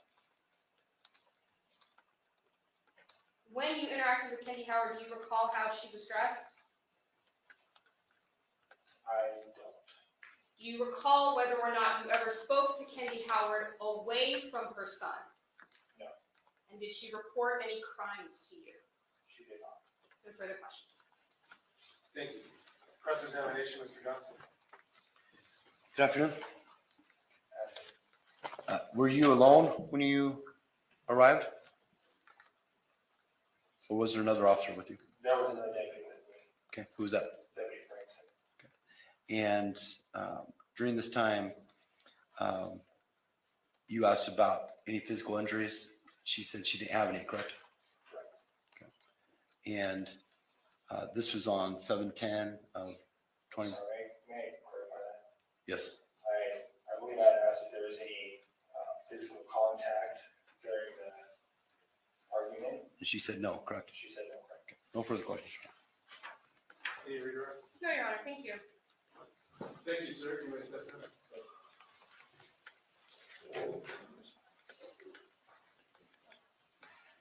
I would stop at this juncture. All right, all right. We're faster than I thought, but we'll, rather than take another witness with 7 minutes to go, we'll just break at this time for the day. Mr. Jerry, thank you again for your attention and your patience. And, Okay, so that was it. Okay, I think that I've gotten a little bit more not information, but I guess context to that whole situation they're talking about. Mm-hmm. So I think that there was an altercation between the two of them Okay. that caused her to call 911 out of fear, and he must have taken off with the gun. She heard a gun go off, and Mm-hmm. she thought that he went and harmed himself. So Okay. the Gotcha. reason that the prosecution is wanting to bring it up, since the defense accidentally opened the door, so to Right. speak, is to show that she called 911 because of some sort of, you know, obvious argument between the two of them. Right. Whether there was any like domestic violence or anything between them, I don't know. So, Yeah. but that's the only thing I can figure. Can I just say I like that guy's last name? Yeah, Mohawk. Mohawk. I know, right? That could be Morgana Mohawk. Morgana Mohawk. Wow. I That love Morgana Mohawk, that sounds like a super female hero's like Yeah, name. it does. I thought that's cool. Morgana Mohawk. Morgana Mohawk. He looked kind of cute too. I mean, I couldn't tell that far off, but he had the dark hair and the dark. Mhm. I go for the dark hair guys. I don't know why. I'm more into dark hair guys than I Yeah. am blonde hair, blue eyed guys. Right. But yeah, Same. I Well, do. mine doesn't have much hair anymore, so. But it was dark when he had it, so. Oh well. Comes and goes, right? Yeah. Well, I mean, it's there and then it goes, I Right. guess. I guess it doesn't come and go, but yeah. One day you have it, one day you don't. Do you have any plans for the rest of the day, Morgana? Grocery list, ordering groceries for tomorrow. Same Blah. old weekly thing. What are you planning on having for dinner tonight? Fettuccine, I think. We're gonna have that and some cheese breadsticks. Yum. Yeah, salad. I think we're gonna have salad too. Yum, yum.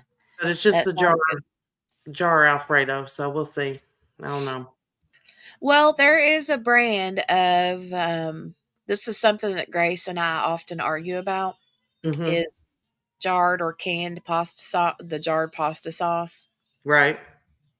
Because she's all about making hers from scratch, Yeah. like I ain't got time for that. Yeah, it tastes good, but I mean, there ain't nothing wrong with a little ragu or classico or Right. the Right. Alfredo sauce though that we like is the starts with a B.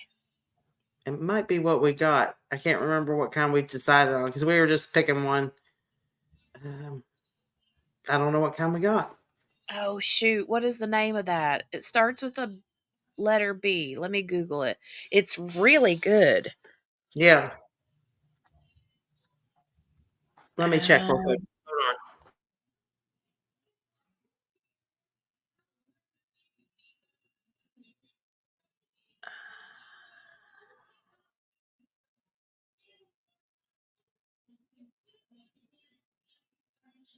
Is it like Bertoli or something? that's it. That's it. Bertoli. Yes, That's yes, the yes, kind yes, we yes. got. So that's it. We picked the right one then. Yeah, Patricia and Kel both said it. Yeah, it's really good. Like I've had the ragu Alfredo and that's just trash. Yeah. I mean, Yeah. it's And we could get one that, was pretty good, compared to having to make homemade. I really don't want to do all that.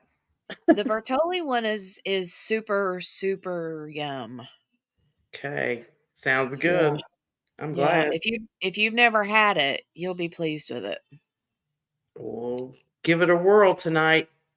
Well, good. You'll have to let me know what you think of it. Yeah. I don't know what we're gonna have. Um we kind of had just like a mishmash of stuff last night. Yeah. But we do that every once in a while, especially on the nights whenever I'm like, because I'll get like 2 or 3 of those like big rectangular containers of like pre-made salads from Walmart. I know we've already had this discussion, Yeah.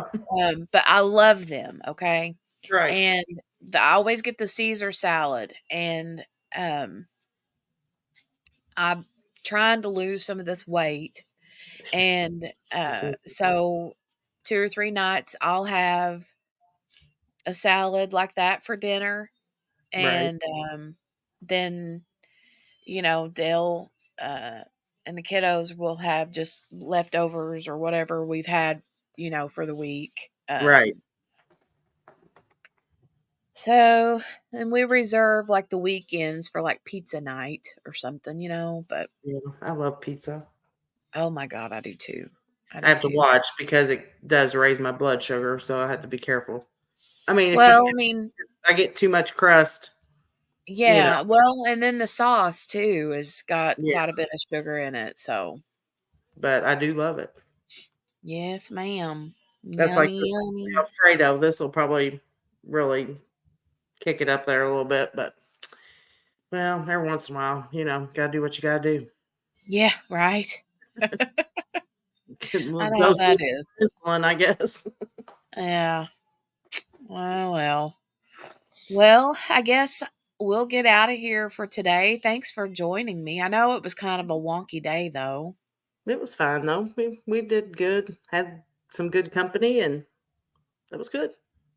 Yeah, I hated to not go live at all. I know everybody would understand, but Yeah. just, whenever you're used to having somebody, I know what it's like to cuz there's certain creators that I watch like every Mhm. single day. Right. And if they don't go live, I'm like, "Well, what am I gonna do now?" You're lost. You're lost. Well, Yeah, I I'm understand. lost for the day. So, All uh, right. Well, I'll hop off here so you can say your Southern goodbye. all right. I love you, Morgana. Love you too. Love you, I'll talk Chad. to you later. Okay, see you guys later. Bye. Oh, goodness gracious. Goodness gracious. It was good to have you here, Billy. Um, yeah, Kel, yeah, we love having you here too. Um, right, Patricia. I love that. Yes. It's like when your friend calls in sick at school, right?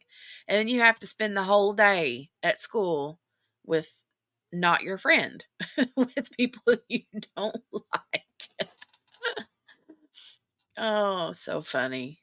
But anyway, I thought, instead of reading the Delphi thing, I don't think that you guys would have preferred hearing me read it and then having to stop every couple seconds to blow my nose. And JB's in the same boat. So, um, and because I wanted to go live, um, there was, really no other trial-y things to watch because the Crumbly one doesn't start till tomorrow. So I was like, okay, let's just pop this one on and kind of get an idea of what's going on with this story, this situation, and just kind of hang out. So for me, it was more like a little bit of background noise, you know.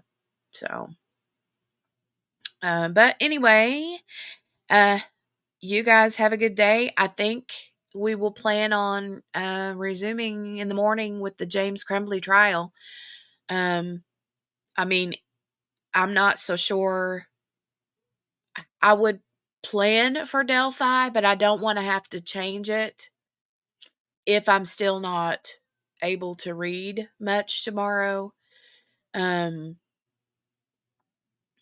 So I think it would be smarter. And then, two, if JB's not feeling the hottest tomorrow, I mean, I hope we both feel great, right? But I hate to plan for Delphi and then have to cancel it again like we did today.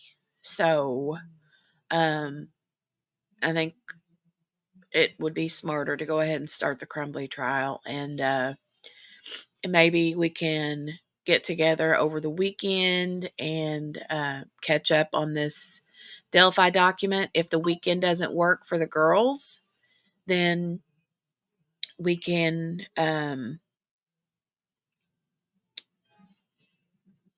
push it off later in the week or the following weekend or something. I did see that, Kel. That was another piece of breaking news that I was going to share, but I completely forgot about it until you just mentioned it. That came across my screen about, I don't know, maybe 30 minutes ago. Kel says, did you see that Scott Peterson was granted a status hearing? I did. We'll have to talk about that. We'll have to talk about that too. Oh my gosh. Lots of good stuff. Yeah, March the 12th. I know. I was thinking it was like 6 days from now. That's quick.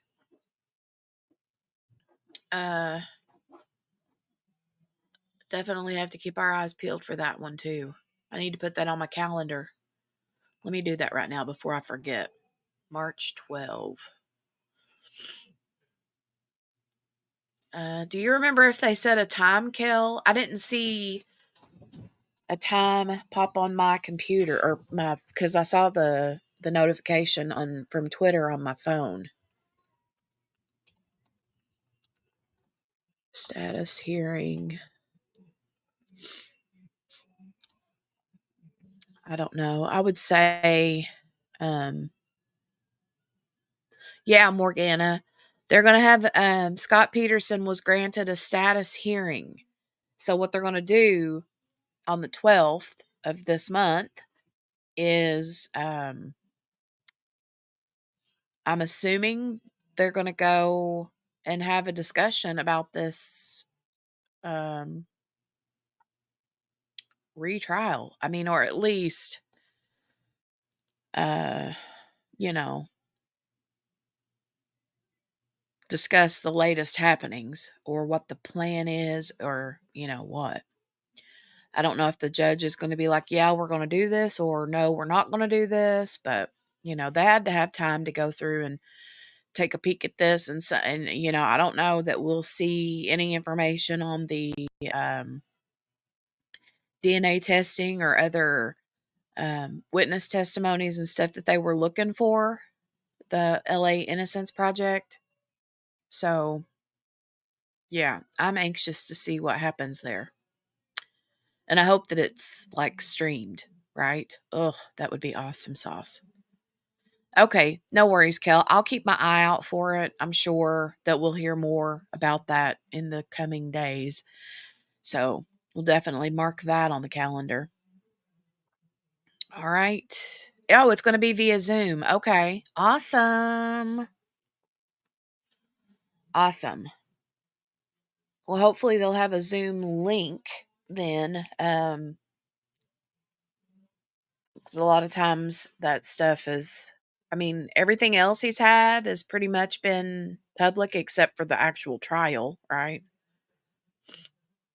Which blows my mind. But I mean, his last things like that were public. So, I mean, his last hearings and motions and all those different appeals and stuff.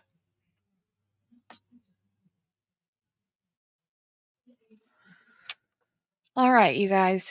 Well, we will call it a day. Would love it if you guys would give this video a thumbs up. And if you don't like me, but you like my runny nose, give my runny nose a thumbs up. That's so gross.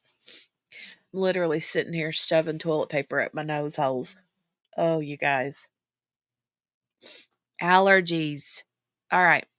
I'll see you guys back here in the morning, okay? Have a great rest of your day and stay well.